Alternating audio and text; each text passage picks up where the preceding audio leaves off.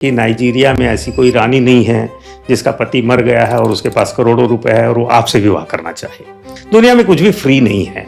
रुपए में 2 अठन्नी आती है तो 2 ही आएगी, तीसरी अठन्नी खोजने वाला ही ठगी का शिकार होता है। आपने बताया कि पासवर्ड बनाने के भी कुछ गुण हैं, वो सीख लेने चाहिए। उसका कोई एग्जांपल आप बताना चाहें?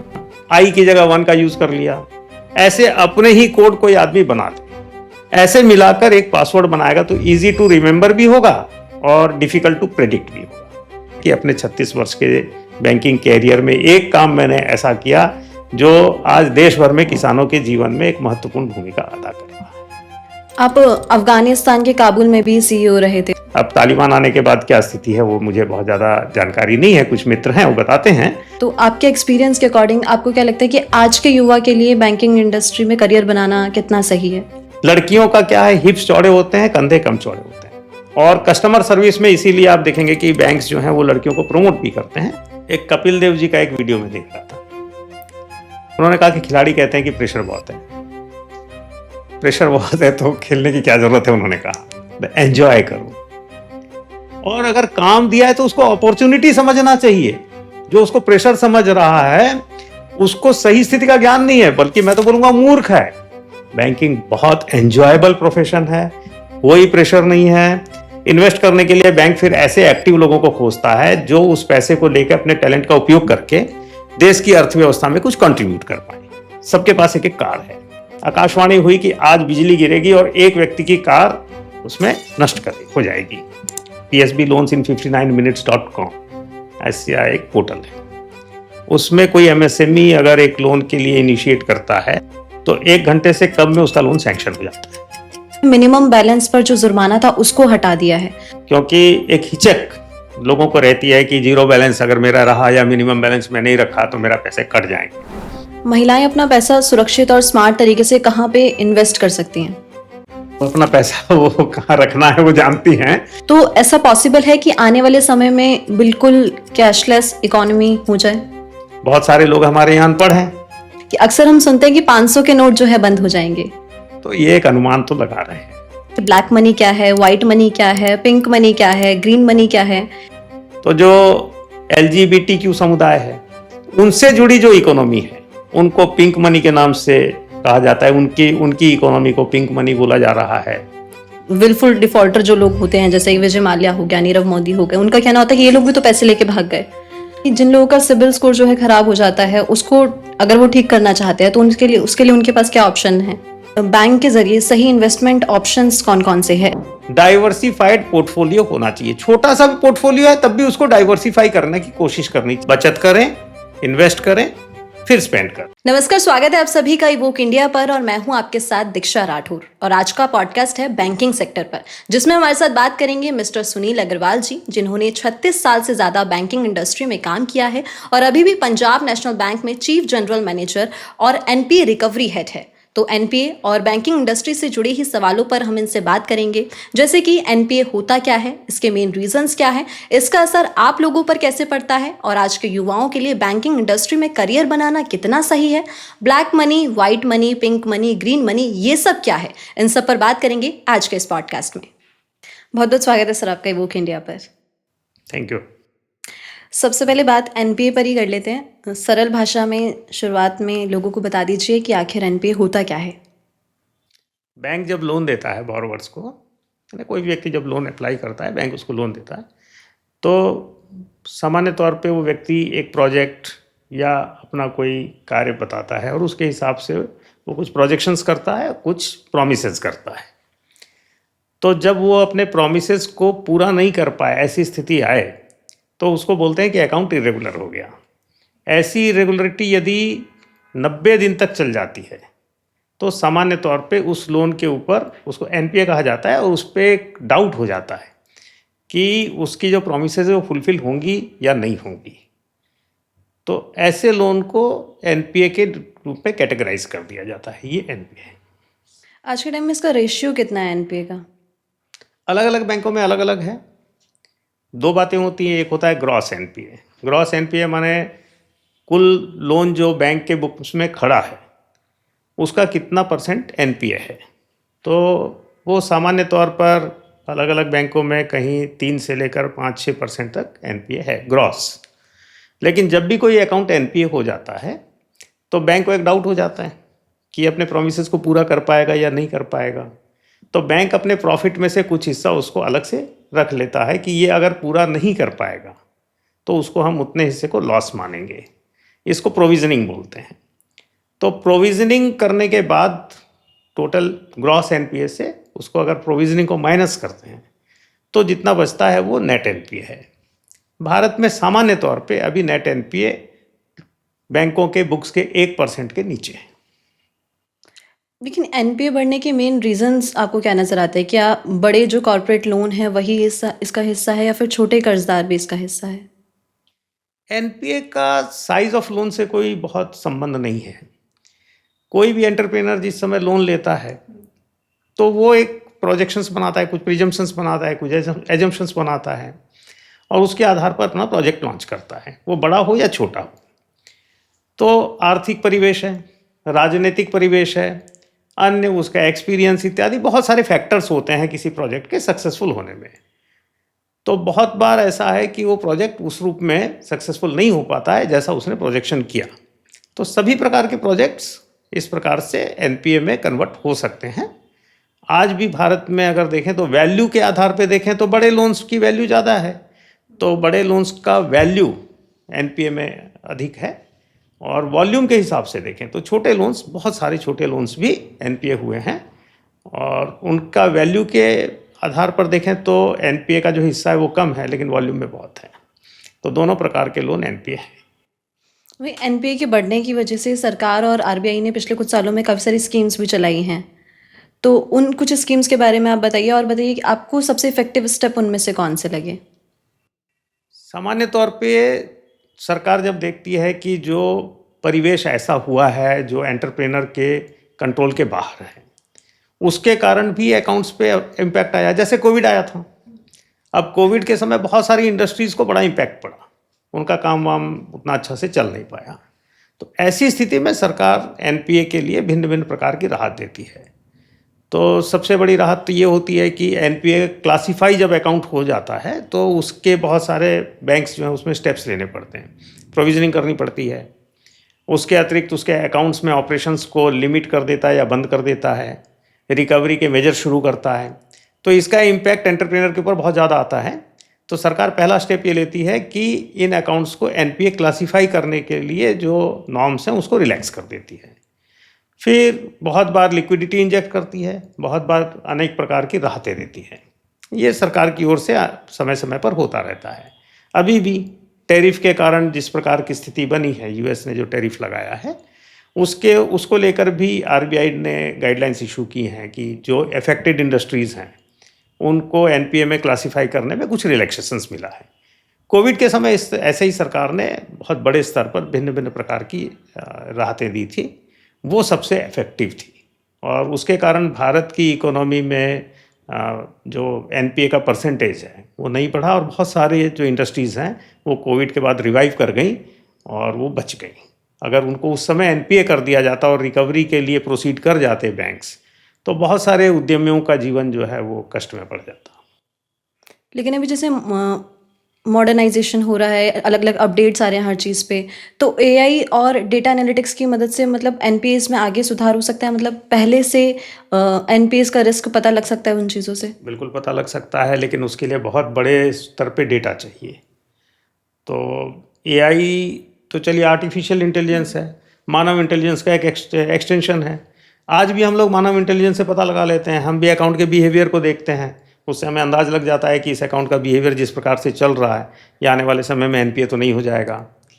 लेकिन कोई भी एनालिटिक्स होगा तो विलफुल एनपीए जो होते हैं उसको पता लगाने में थोड़ी सी कठिनाई हो सकती है अगर वो एकाएक कोई व्यक्ति अकाउंट को एनपीए करते हैं। परिस्थितिगत चीज़ों से तो एनपीए का पता एआई से लग सकता है। लेकिन इन सब चीज़ों के बावजूद भी क्या आपको लगता है कि एनपीए कभी पूरी तरह से ख़त्म हो पाएगा, या फिर किसी ना किसी लेवल पर ये हमेशा बना रहेगा? एनपीए कभी ख़त्म नहीं हो सकता। उसका कारण है, जब तक एंटरप्रेनर्स रहेंगे तो एंटरप्राइजेस बनेंगे और बहुत सारी परिस्थितियों के कारण उसमें से कुछ फेल होंगे। ये प्रकृति का नियम है। 100% सक्सेस कभी भी नहीं हो सकता और जब कोई एंटरप्राइज फेल होगा, कोई एंटरप्रेनर अपने वादों को या अपने प्रोजेक्शंस को पूरा कर पाने में सफल नहीं होगा, तो अकाउंट एनपीए होंगे। तो एनपीए का परसेंटेज कम हो सकता है, उसके लिए प्रोविजनिंग की जा सकती है। जो मैंने आपको नेट एनपीए बताया, नेट एनपीए को बहुत कम पे लाया जा सकता है, नियर अबाउट जीरो लाया जा सकता है, लेकिन अकाउंट तो एनपीए होते रहेंगे। वहीं अब हम बैंकिंग इंडस्ट्री की अगर बात करें तो आज के समय के जो लोग हैं वो चाहते हैं स्पीड और सुविधा चाहते हैं, मतलब जल्द से जल्द जो भी उनकी रिक्वायरमेंट है वो पूरी हो। लेकिन बैंक से हमें कोई भी काम होता है, हमारे दिमाग में सबसे पहला ख्याल ये आता है कि समय लगेगा। तो इसके अकॉर्डिंग बैंक खुद को कैसे ढाल रहे हैं? अभी तो बैंक डिजिटलाइजेशन में चले गए हैं। डिजिटल वर्ल्ड में समय लगने का कोई कारण नहीं है, क्योंकि अब तो at the click of things जो है वो सारा काम हो जाता है। और सामान्य तौर पर प्रत्येक बैंक का 90% से ज़्यादा बिजनेस, जो ट्रांजेक्शन्स जिसको मैं कहूँगा, वो डिजिटलाइज हो चुके हैं। तो इस प्रकार से बैंकों ने अपने आप को बदलती परिस्थितियों के हिसाब से ढाल लिया है, और लोगों को अब तो ब्रांच में जाने की ज़रूरत भी बहुत कम हो गई है। तो बैंक अपने आप को अडॉप्ट कर रहे हैं नई परिस्थिति और नए एक्सपेक्टेशंस के हिसाब से। वहीं इस इंडस्ट्री में सबसे ज़्यादा भरोसा जो है ज़रूरी है। तो ग्राहकों का विश्वास बनाए रखने के लिए बैंक की मेन स्ट्रैटेजीज़ क्या होती हैं? देखिए, ट्रांसपेरेंसी से भरोसा आता है। अगर मैं ट्रांसपेरेंट हूँ अपने बिहेवियर में या कोई भी, तो मेरे ऊपर लोग भरोसा कर सकते हैं कि ये जो बोलता है वो करता है। तो बैंकों ने ट्रांसपेरेंसी के लिए आजकल की जो टेक्नोलॉजी है, डिजिटलाइजेशन, इसको उपयोग में लाया है। रेगुलेटर्स ने भी बहुत सारी बातें कही हैं कि ट्रांसपेरेंट कर दो, जैसे एनपीए का क्लासिफिकेशन। अब मैं क्योंकि एनपीए से जुड़ा हूँ तो उस बारे में आपको उदाहरण दूंगा। एनपीए का क्लासिफिकेशन है, पहले एनपीए का क्लासिफिकेशन मैनेजर के डिस्क्रिप्शन पे हो जाता था, माने वो चाहता तो छुपा भी सकता था। अब आरबीआई ने कह दिया है क्योंकि हमारा जो टोटल ट्रांजैक्शन सिस्टम है वो डिजिटलाइज हो चुका है, तो एनपीए का क्लासिफिकेशन डिजिटल सिस्टम से जो अपना ट्रांजैक्शन सिस्टम है उसे अपने आप हो जाता है। तो लोगों को पता है कि इस बैंक की ये स्थिति है, इस बैंक में जो हो रहा है वो सब कुछ ट्रांसपेरेंट है। और ये ट्रांसपेरेंसी जितने भी स्टेक होल्डर्स हैं उन सब में भरोसे का निर्माण करती है। तो आप पाएंगे कि बैंकों के ऊपर अब जो भरोसा है वो अधिक है, और लोग बाग जो है बैंकिंग सेक्टर का उपयोग भी पहले की अपेक्षा अधिक भरोसे के साथ कर रहे हैं।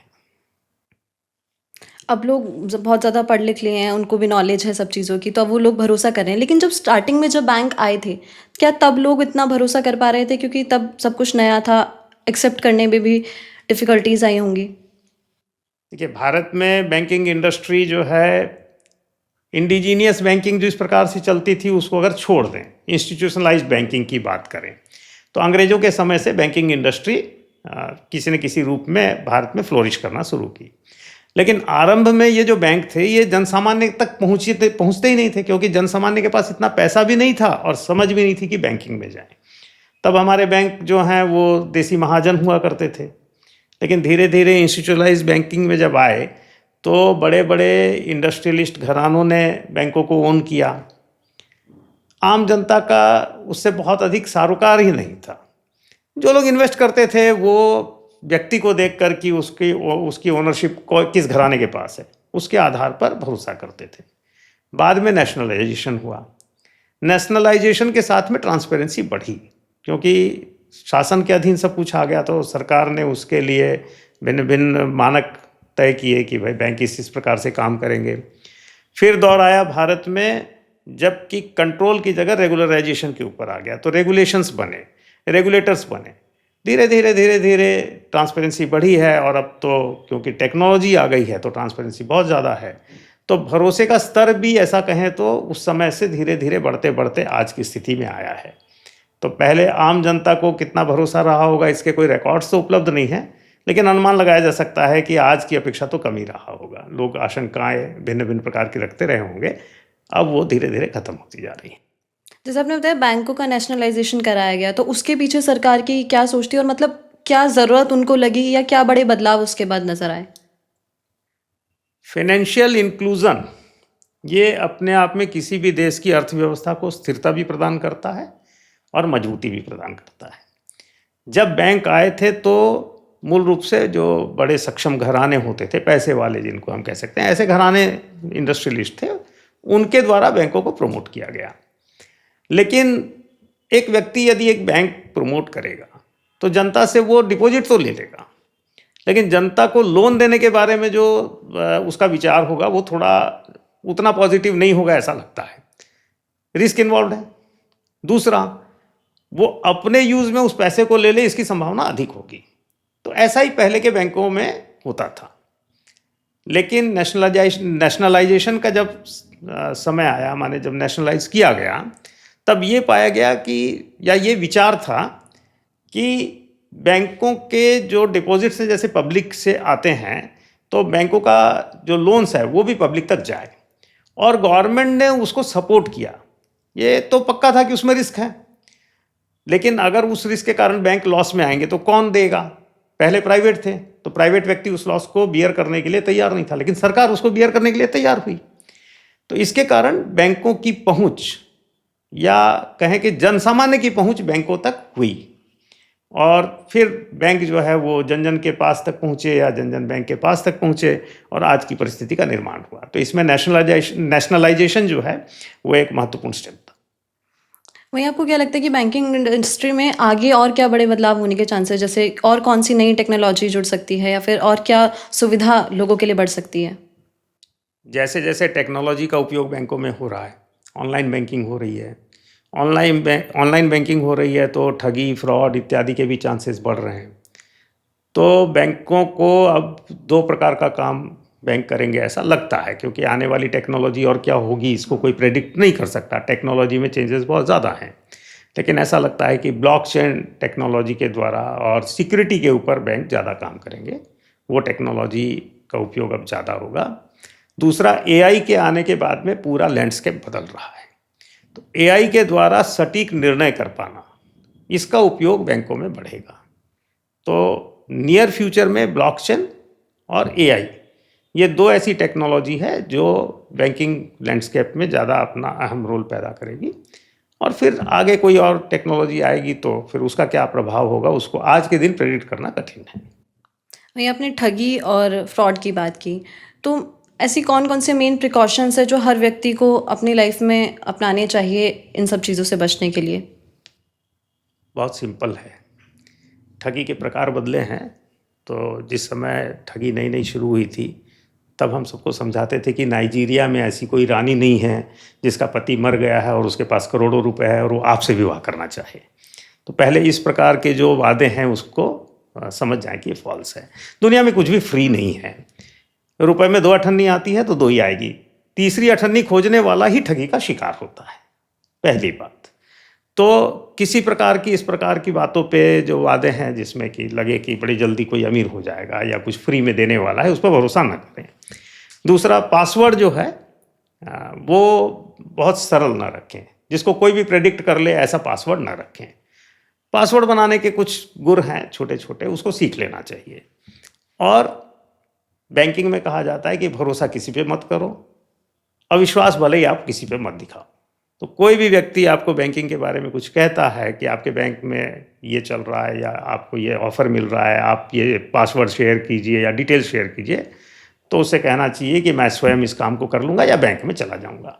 यदि छोटी छोटी सी अगर सावधानियाँ कोई रखेगा तो ठगी का शिकार नहीं होगा। आपने बताया कि पासवर्ड बनाने के भी कुछ गुण हैं, वो सीख लेने चाहिए। उसका कोई एग्जाम्पल आप बताना चाहें? बहुत सिंपल है। देखिए, मेरा नाम सुनील है, अब मैं एस की जगह 5 का यूज़ कर लिया, है ना, आई की जगह 1 का यूज़ कर लिया। ऐसे अपने ही कोड कोई आदमी बना ले, तो वो जो सामान्य कोई एक सेंटेंस बनाया, अब किसी ने तय किया कि सेंटेंस के जो पहले अक्षर हैं उनको मिलाकर मैं पासवर्ड बनाऊंगा, तो अक्षर को फिर कहीं डिजिट्स में कन्वर्ट कर लिया, कहीं किसी जो स्पेशल कैरेक्टर्स बोलते हैं उसमें कन्वर्ट कर लिया। ऐसे मिलाकर एक पासवर्ड बनाएगा तो इजी टू रिमेंबर भी होगा और डिफ़िकल्ट टू प्रेडिक्ट भी होगा। उससे आदमी सुरक्षित रहेगा। कोई उसमें कठिन काम नहीं है, ये कोई बड़ा माने ऐसे कोई रॉकेट साइंस नहीं है, बहुत छोटा सा प्रैक्टिकल तरीका है, हर आदमी कर सकता है। आपका जो है 36 साल से ज़्यादा का बैंकिंग इंडस्ट्री का एक्सपीरियंस है, 36 साल से ज़्यादा से आप काम कर रहे हैं, तो अपनी इस जर्नी के बारे में कुछ बताएं, और सबसे ज़्यादा सीखने का मौका आपको कहाँ मिला, कब मिला, या कोई भी अपनी जर्नी का कुछ स्पेशल कोई आपके लिए जो मोमेंट हो, कुछ वो शेयर करना चाहें तो वो बताइए। मैंने 1989 में नवंबर के महीने में ही बैंक ज्वाइन किया था। तो उस समय 1 साल तो हम लोगों के यहाँ ट्रेनिंग होती है, सभी फील्ड में ट्रेनिंग देते हैं। उसके बाद कुछ पोस्टिंग्स हुई। तो पहली बार जब मुझे ब्रांच हेड बनाकर भेजा गया तो मैं एक गाँव में गया था। तो यंग था, मेहनत कर सकता था, लोगों की परिस्थिति को मैंने देखा। उस समय ज़माना था IRDP नाम की एक योजना का, सरकार ने बनाया था। उसमें गांव के किसानों को, अन्य लोगों को छोटे छोटे लोन दिए जाते थे। लेकिन सामान्य तौर पे कोई भी योजना होती है तो उसका आशय तो सरकार का बहुत अच्छा होता है, इम्प्लीमेंट करने में जितने भी घटक होते हैं वो सब मिलकर उसको उसी रूप में इम्प्लीमेंट कर दें, ये आवश्यक नहीं होता। तो होता क्या था, जो लोन लेते थे वो बोरोवर्स सामान्य तौर पे उसका उसी रूप में उपयोग नहीं करते थे।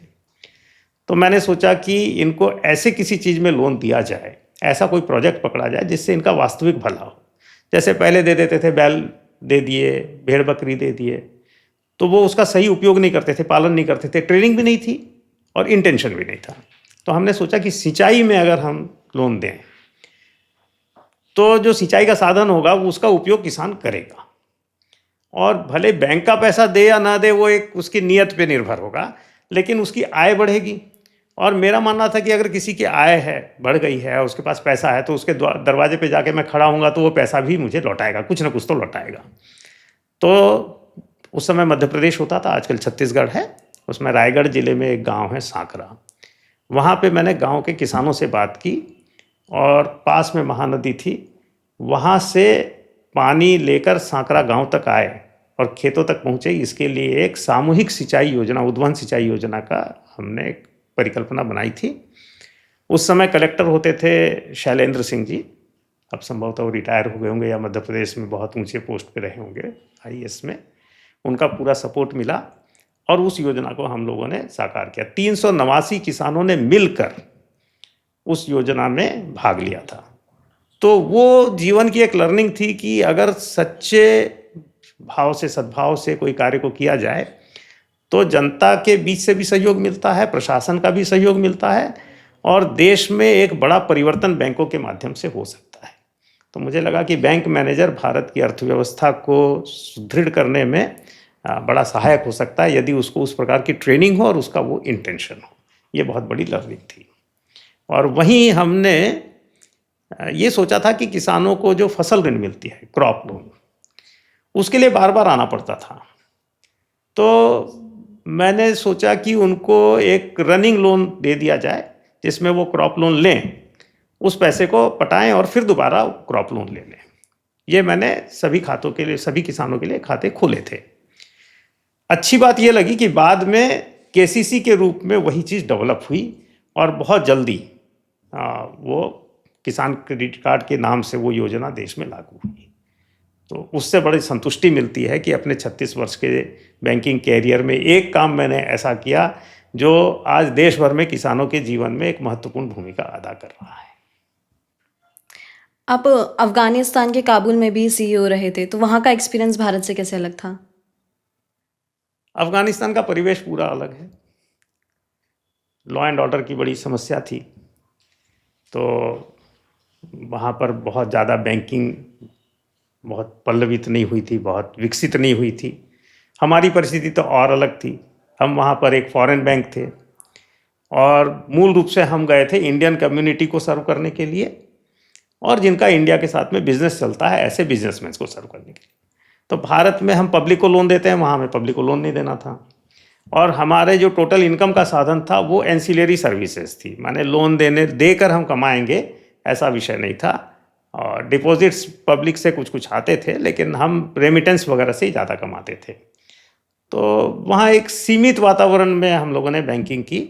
हाँ, बाकी बैंकिंग वहाँ पर जो थी उसमें भी हमने यही देखा कि जनता के बीच में वो बैंक नहीं पहुँचे। तो प्राइवेट समय की जो आपने एक प्रश्न किया था कि पहले कैसे बैंक रहे होंगे और क्या स्थिति रही होगी, वो वहाँ से मैं कल्पना करके ही मैंने आपको उत्तर दिया है कि वहाँ पे बड़े बड़े औद्योगिक घराने हैं, उनके बैंक हैं, पब्लिक का पैसा लेते हैं, अपने काम में उसका ज़्यादा उपयोग करते हैं, पब्लिक को उसका उपयोग, उसका फ़ायदा ज़्यादा मिलता नहीं। इस प्रकार की बैंकिंग वहाँ है।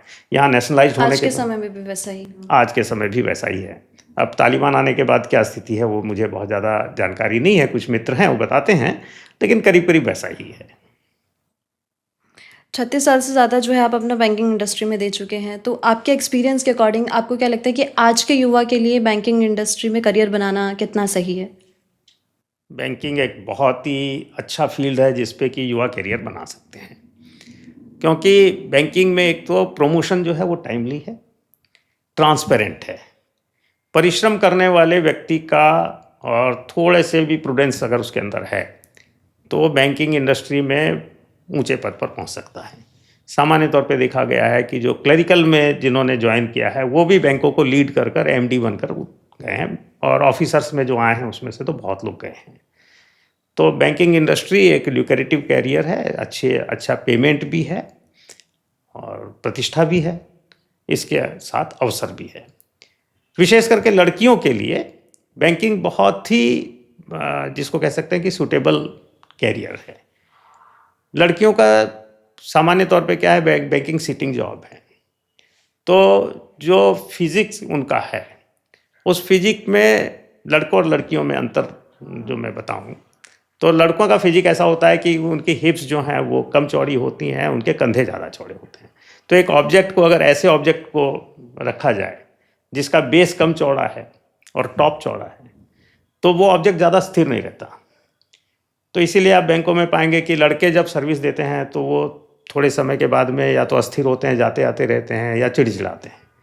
लड़कियों का क्या है, हिप्स चौड़े होते हैं, कंधे कम चौड़े होते हैं, तो वो ज़्यादा स्थिरता से बैठ सकती हैं। तो बैंकिंग उनके लिए सूटेबल है। और कस्टमर सर्विस में इसीलिए आप देखेंगे कि बैंक्स जो हैं वो लड़कियों को प्रमोट भी करते हैं, और लड़कियां जो हैं वो विनम्र भी बनी रह पाती हैं क्योंकि उनकी बॉडी उसको सपोर्ट करती है। तो बैंकिंग युवाओं के लिए अच्छा करियर है ही है, लड़कियों के लिए विशेष रूप से। और ज़्यादा लड़कियां बैंकिंग में आए तो एक सेफ कैरियर भी मिलता है। टीचरशिप के बाद में बैंकिंग ही ऐसी इंडस्ट्री है जहां इनको अच्छा अवसर भी है, ट्रांसपेरेंसी भी है, सिक्योरिटी भी है। तो बैंकिंग को कहा जाए तो युवाओं के लिए रिकमेंडेबल कैरियर है। युवाओं के लिए आपने बताया कि बैंकिंग करियर जो है युवाओं के लिए काफ़ी अच्छा है, स्पेशली लड़कियों के लिए भी आपने बोला। लेकिन अक्सर हम सुनते हैं कि बैंक में जो है एम्प्लॉयज़ पर प्रेशर काफ़ी ज़्यादा होता है, टारगेट बेस्ड जॉब होती है, टारगेट उनको दिया जाता है, वो पूरा नहीं होता तो उसमें भी दिक्कत होती है। तो उस पे आपका क्या कहना है? दो बातें बताऊंगा। एक कपिल देव जी का एक वीडियो में देख रहा था, उन्होंने कहा कि खिलाड़ी कहते हैं कि प्रेशर बहुत है, प्रेशर बहुत है तो खेलने की क्या ज़रूरत है। उन्होंने कहा अरे एंजॉय करो। दूसरी बात है, होता है काम के लिए तो एम्प्लॉयर बोलेगा ही, पर जब मुझे वेतन दिया जा रहा है तो कोई बहुत छोटा सा वेतन देकर मेरा एक्सप्लॉयटेशन नहीं हो रहा है। सरकारी बैंकों में और सरकारी बैंकों से तो प्राइवेट बैंक में और ज़्यादा ऐसा वेतन मिल रहा है। तो वेतन जो दिया जा रहा है वो प्रॉफिट से ही तो निकालेगा, तो कोई भी काम के लिए बोलेगा। तो काम को प्रेशर के रूप में लेना, ये सोच अपने आप में गड़बड़ है। देखिए, जब किसी को कोई काम बोला जाता है कि आप इस काम को करो, तो उस काम को वो सीखता है कि नहीं। तो ये जो पेमेंट्स है ना, ये सिर्फ कैश में नहीं दिया जाता। इंसान की कैपेबिलिटी को बढ़ाना भी एक प्रकार का रेम्यूनरेशन है। जो व्यक्ति इस बात को समझ जाता है वो जब अधिक काम दिया जाता है तो उसको उस रूप में लेकर खुश होकर करता है, और जो व्यक्ति इस बात को नहीं समझता वो काम को बोझ समझता है। तो जो आगे बढ़कर काम करता है, मांग कर काम लेता है, उसकी प्रोफाइल इतनी अच्छी हो जाती है कि बाद में वो रेम्यूनरेशन के रूप में पे होता है। और जो काम से बचता रहता है, उसको आता ही कुछ नहीं है, तो जीवन में अपमान झेलता है और कहीं उसको अपॉर्चुनिटीज भी नहीं मिलती। आज जैसे बैंकिंग इंडस्ट्री की बात करें, इतनी वास्ट इंडस्ट्री है। अब मैं पीएनबी में हूँ, 1,10,000 एम्प्लॉय हैं, और इतने आयाम हैं बैंकिंग के, जिसमें से कई आयाम में अगर आदमी सारी जानकारी रख ले तो 60 वर्ष तक तो वो जो अर्निंग है उसको लर्निंग मानना चाहिए। हमारे एक एमडी होते थे, वो बोलते थे कि 60 तक लर्निंग, 60 के बाद अर्निंग। माने जो रिटायरमेंट के बाद हमको जो ऑफर्स मिलते हैं वो अभी के ऑफर से बहुत ल्यूक्रेटिव होते हैं। किनको मिलते हैं? जो अपने सर्विस लाइफ में आगे बढ़ बढ़ के काम किए और बहुत प्रकार की चीजें सीखे। और सीखने का तरीका क्या है? कोई हाथ पकड़ के वो क ख ग जैसे सिखाते हैं, ऐसा कोई नहीं सिखाता।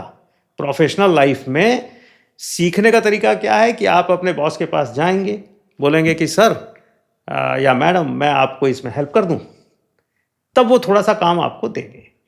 जब आप उस काम को करेंगे तो उसमें अगर कोई दिक्कत भी होगी तो बिकॉज आप बोल रहे हैं कि मैं हेल्प कर रहा हूँ, तो सामने वाला भी उसको हेल्प के तौर पे ले रहा है तो आपको बताएगा, उससे आप सीखेंगे।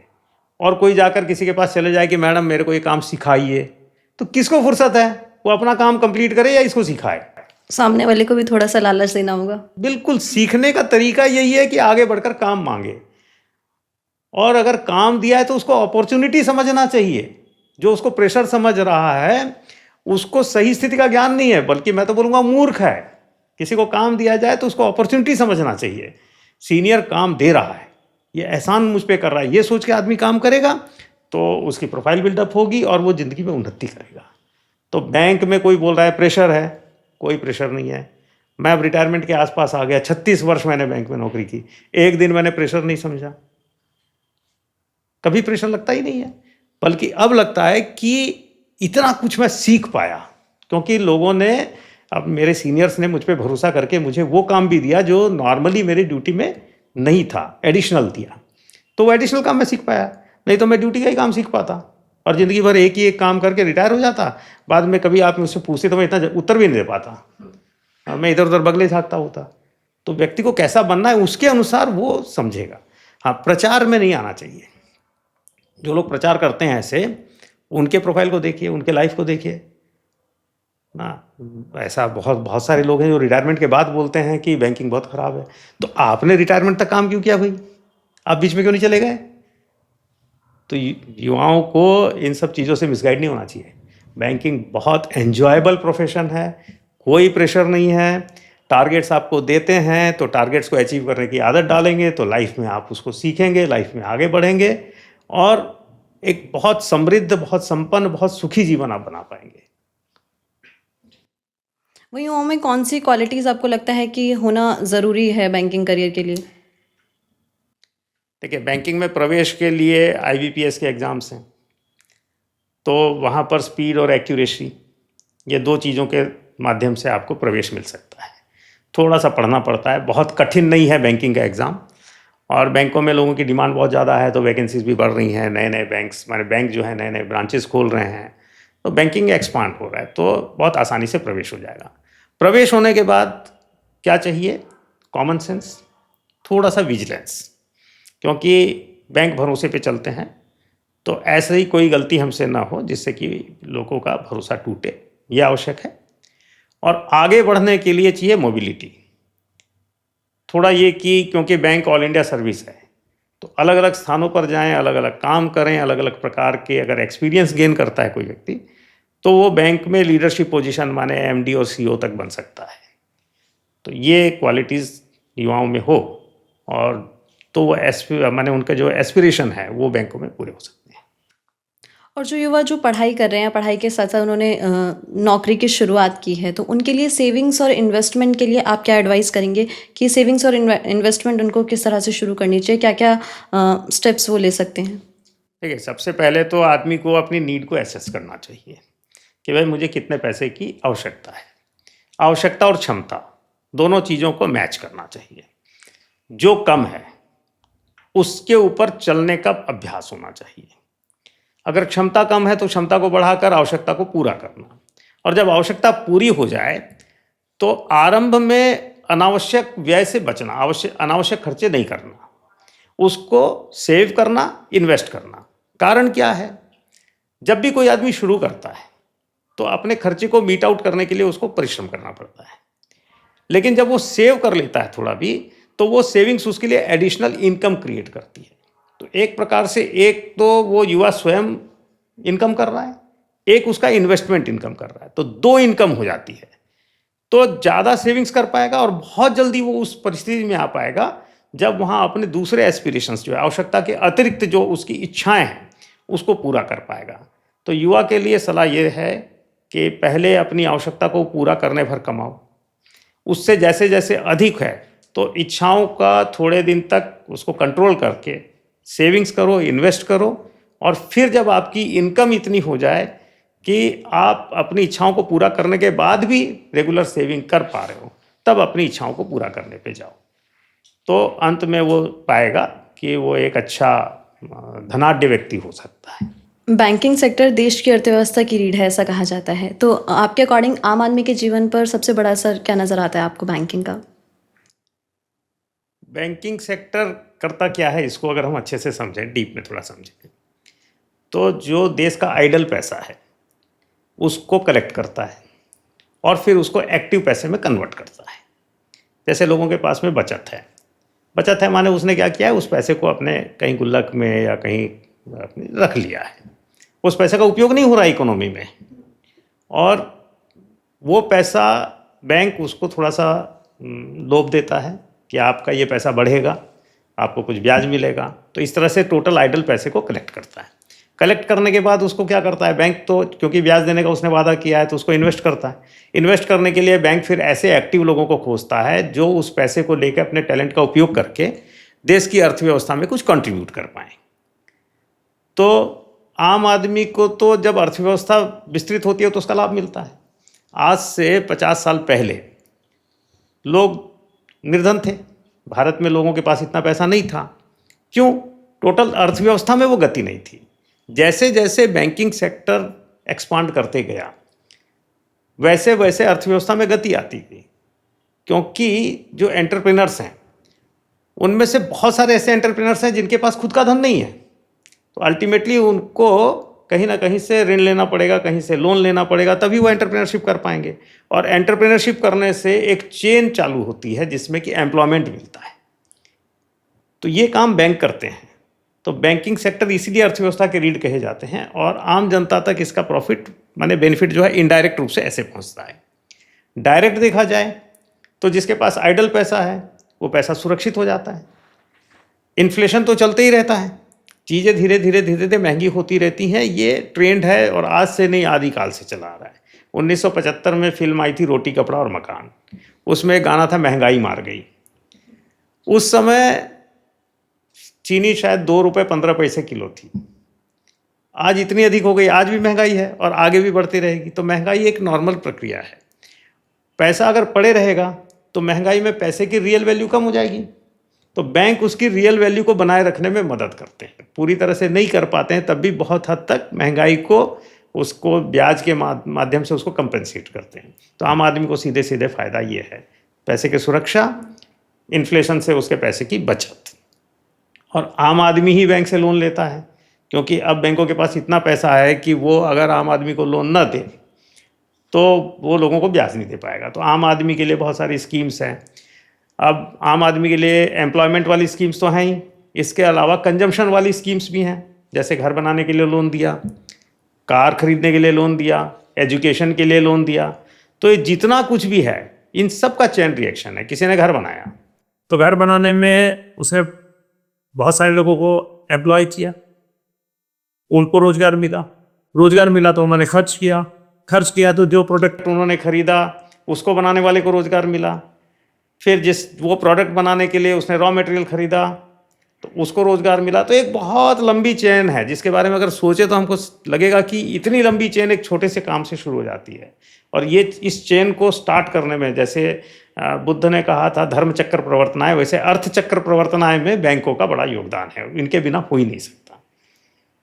वही अक्सर लोग कहते हैं कि बैंकों का फोकस जो है इंश्योरेंस बेचने पर ज़्यादा होता है, इसका क्या कारण है? नहीं, ऐसा नहीं है कि बैंकों का फोकस इंश्योरेंस बेचने पे है, लेकिन हमको समझना पड़ेगा इंश्योरेंस कंपनीज का जो नेटवर्क है वो छोटा है और बैंकों ने एक बड़ा नेटवर्क खड़ा कर लिया है। अभी स्टेट बैंक की देश भर में संभवतः 30,000 से अधिक शाखाएं हैं। पंजाब नेशनल बैंक की 10,000 शाखाएं हैं। बैंक ऑफ बड़ौदा की ऐसी ही 8-10 हज़ार शाखाएं हैं। कुल मिला के बैंकों की शाखाएं कितनी हैं? लाखों। 6.5 लाख अगर देश के गांव हैं तो 1 लाख से अधिक बैंक की शाखाएं हैं। अब इतने बड़े नेटवर्क को सिर्फ एक काम में लगाया, पैसा कलेक्ट करने और लोन देने में, और उसमें से जो लोग हैं वो बाकी समय बैठे रहें। इसके स्थान पर उन लोगों को बोला कि ठीक है, कोई व्यक्ति अगर आता है तो फिनेंशियल प्रोडक्ट है, आप इंश्योरेंस भी अगर लेना चाहते हैं तो बैंक के माध्यम से ले लें। बैंक खुद इंश्योर नहीं करता है, इंश्योरेंस कंपनी के एजेंट के रूप में काम करता है। तो उससे एडिशनल इनकम जनरेट हो गई। जब एडिशनल इनकम जनरेट हुई तो वो कहाँ जाती है? लोन के रेट ऑफ इंटरेस्ट को कम करने में, या डिपॉजिटर के रेट ऑफ इंटरेस्ट को बढ़ाने में। तो बैंक जो इंश्योरेंस बेचता है उसका लाभ जनता को ही मिलता है। दूसरी बात, इंश्योरेंस अपने आप में एक अच्छा कल्चर है। इंश्योरेंस क्या है इसको समझेंगे तो अब यहाँ पर मान लीजिए 10-15 लोग बैठे हुए हैं और एक आकाशवाणी हो गई, सबके पास एक एक कार है। आकाशवाणी हुई कि आज बिजली गिरेगी और एक व्यक्ति की कार उसमें नष्ट हो जाएगी। एक तो तरीका यह है कि सबके सब अपनी कार को छुपा के रख लें कि बिजली मेरी कार पर ना गिरे। दूसरा तरीका यह है कि सब बोले कि बिंदास हम कार का उपयोग करेंगे, और सब लोग 10 लोग अगर हैं तो 10% कार की वैल्यू जमा कर देते हैं, जिसकी कार पे बिजली गिरेगी उसको हम कार दे देंगे। तो दोनों में से कौन सी स्थिति बेटर है? नेचुरली दूसरी। ये जो 10% पैसा दिया किसी संभावित लॉस का, जो कि जरूरी नहीं कि मुझे ही हो, किसी को भी हो सकता है, मुझे भी हो सकता है, तो सबके लिए वो बेरेबल हो जाए लॉस, इसी काम को इंश्योरेंस बोलते हैं। इसका प्रचार भी जनता के बीच में होना चाहिए, तो जनता निश्चिंत हो पाएगी। आर्थिक रूप से हम लोग कई बार देखते हैं कि आदमी बिल्कुल खराब स्थिति में पहुंच जाता है, उससे बच पाएगा। जैसे किसी घर में बीमारी हो गई, अब बीमारी हो गई तो पूरा खर्चा वो उठाए, या बहुत सारे लोग मेडिकल इंश्योरेंस लिए हुए हैं और उस पैसे से उसका खर्चा उठ जाए, दोनों में दूसरी स्थिति अच्छी है। तो ये जो फिनेंशियल एश्योरेंस है, माने फिनेंशियल स्टेबिलिटी को प्रमोट करने के लिए इंश्योरेंस जरूरी है। और बैंक फिनेंस से जुड़े हुए हैं और उनके पास बड़ा नेटवर्क है, इसलिए बैंक इंश्योरेंस बेचते हैं तो भी जनता की सेवा करते हैं। इंडिविजुअल का लगता है कि मेरे पास से पैसा जा रहा है, अभी वो कल्चर देश में नहीं है, इसलिए उनको लगता है कि बैंक जो है वो बैंकिंग छोड़ के इंश्योरेंस पे ज़्यादा ध्यान दे रहे हैं। ऐसा नहीं है, बहुत छोटा सा पार्ट हम लोग इंश्योरेंस का भी प्रमोट करने में लगाते हैं। लोन की अगर हम बात करें तो भारत में लोन लेना अभी भी लोगों को काफ़ी लंबा और बड़ा प्रोसेस लगता है, मुश्किल लगता है। तो इसको आसान बनाने के लिए बड़े बैंक क्या कदम उठा रहे हैं? लोन लेना बहुत कठिन नहीं है अगर आदमी को जानकारी है कैसे लोन ली जाए। अभी देखिए PSB loansin59minutes.com ऐसा एक पोर्टल है, उसमें कोई MSME अगर एक लोन के लिए इनिशिएट करता है तो 1 घंटे से कम में उसका लोन सैंक्शन हो जाता है। ऐसे ही सभी बैंकों ने डिजिटल प्लेटफॉर्म बनाए हुए हैं। पर्सनल लोन लेना है तो आजकल सभी बैंकों के जो मोबाइल ऐप हैं उससे पर्सनल लोन 3-4 क्लिक पे मिल जाते हैं, अकाउंट में पैसा आ जाता है। MSME के लिए ऐसे ही बहुत सारे बैंकों ने अपना ऐसा बना लिया है प्लेटफॉर्म्स कि जिसमें उसको बैंक की ब्रांच जाना ही नहीं है और लोन हो जाता है। लोन लेना सरल उनके लिए है जो कंप्लायंट है।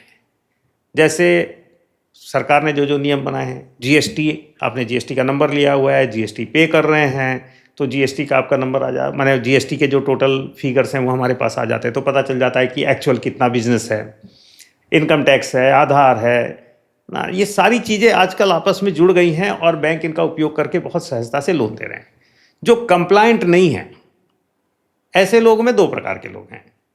एक तो जो बहुत छोटे लोग हैं जो इतना कंप्लायंस जानते नहीं, शिक्षा का अभाव या ज्ञान का अभाव है, सूचना का अभाव है, उनके लिए लोन लेना भी बहुत कठिन नहीं है। हाँ, इसकी अपेक्षा थोड़ा समय अधिक लगता है, लेकिन लोग हिचक के कारण बैंक जाते नहीं हैं। अगर जाएं तो उनको लोन बड़ी सहजता से मिल जाता है। थोड़ा समय जरूर लगेगा क्योंकि एक तो जिसका सब कुछ अवेलेबल है और जिसका सब कुछ अवेलेबल नहीं है, दोनों में थोड़ा सा अंतर होगा। बड़े लोन्स के लिए, उसके लिए तो बैंक खुद घूमते रहते हैं, बड़े बड़े पार्टीज के पास या जो अच्छे लोन्स हैं उनके पास तो बैंक खुद घूमते रहते हैं। हाँ, काम थोड़े बड़े स्तर का करना है, कंप्लायंस नहीं करना है, उन लोगों के लिए डिफ़िकल्ट है। तो वो समाज का एक छोटा सा तबका है।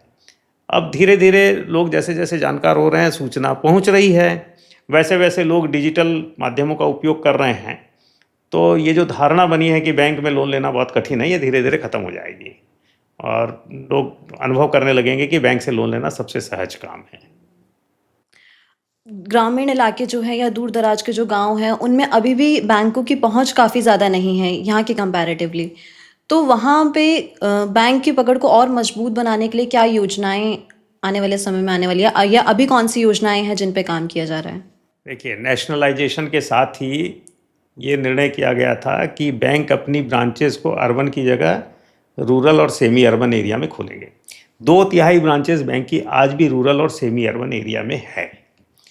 तो बैंकों ने अपनी पहुंच को वहां बढ़ाया। फिर भी लगा, क्योंकि भारत तो गांव का देश है, तो बहुत सारे गांव तक बैंक उसके बाद भी नहीं पहुंचे थे। तो फिर बिजनेस करस्पॉन्डेंट का जो सिस्टम है वो लाया गया। अब जो बिजनेस करस्पॉन्डेंट हैं वो देश में बहुत बड़ी संख्या में हैं, तो इनके माध्यम से जन जन तक पहुंचा जा गया है। इनको टच पॉइंट्स कह रहे हैं।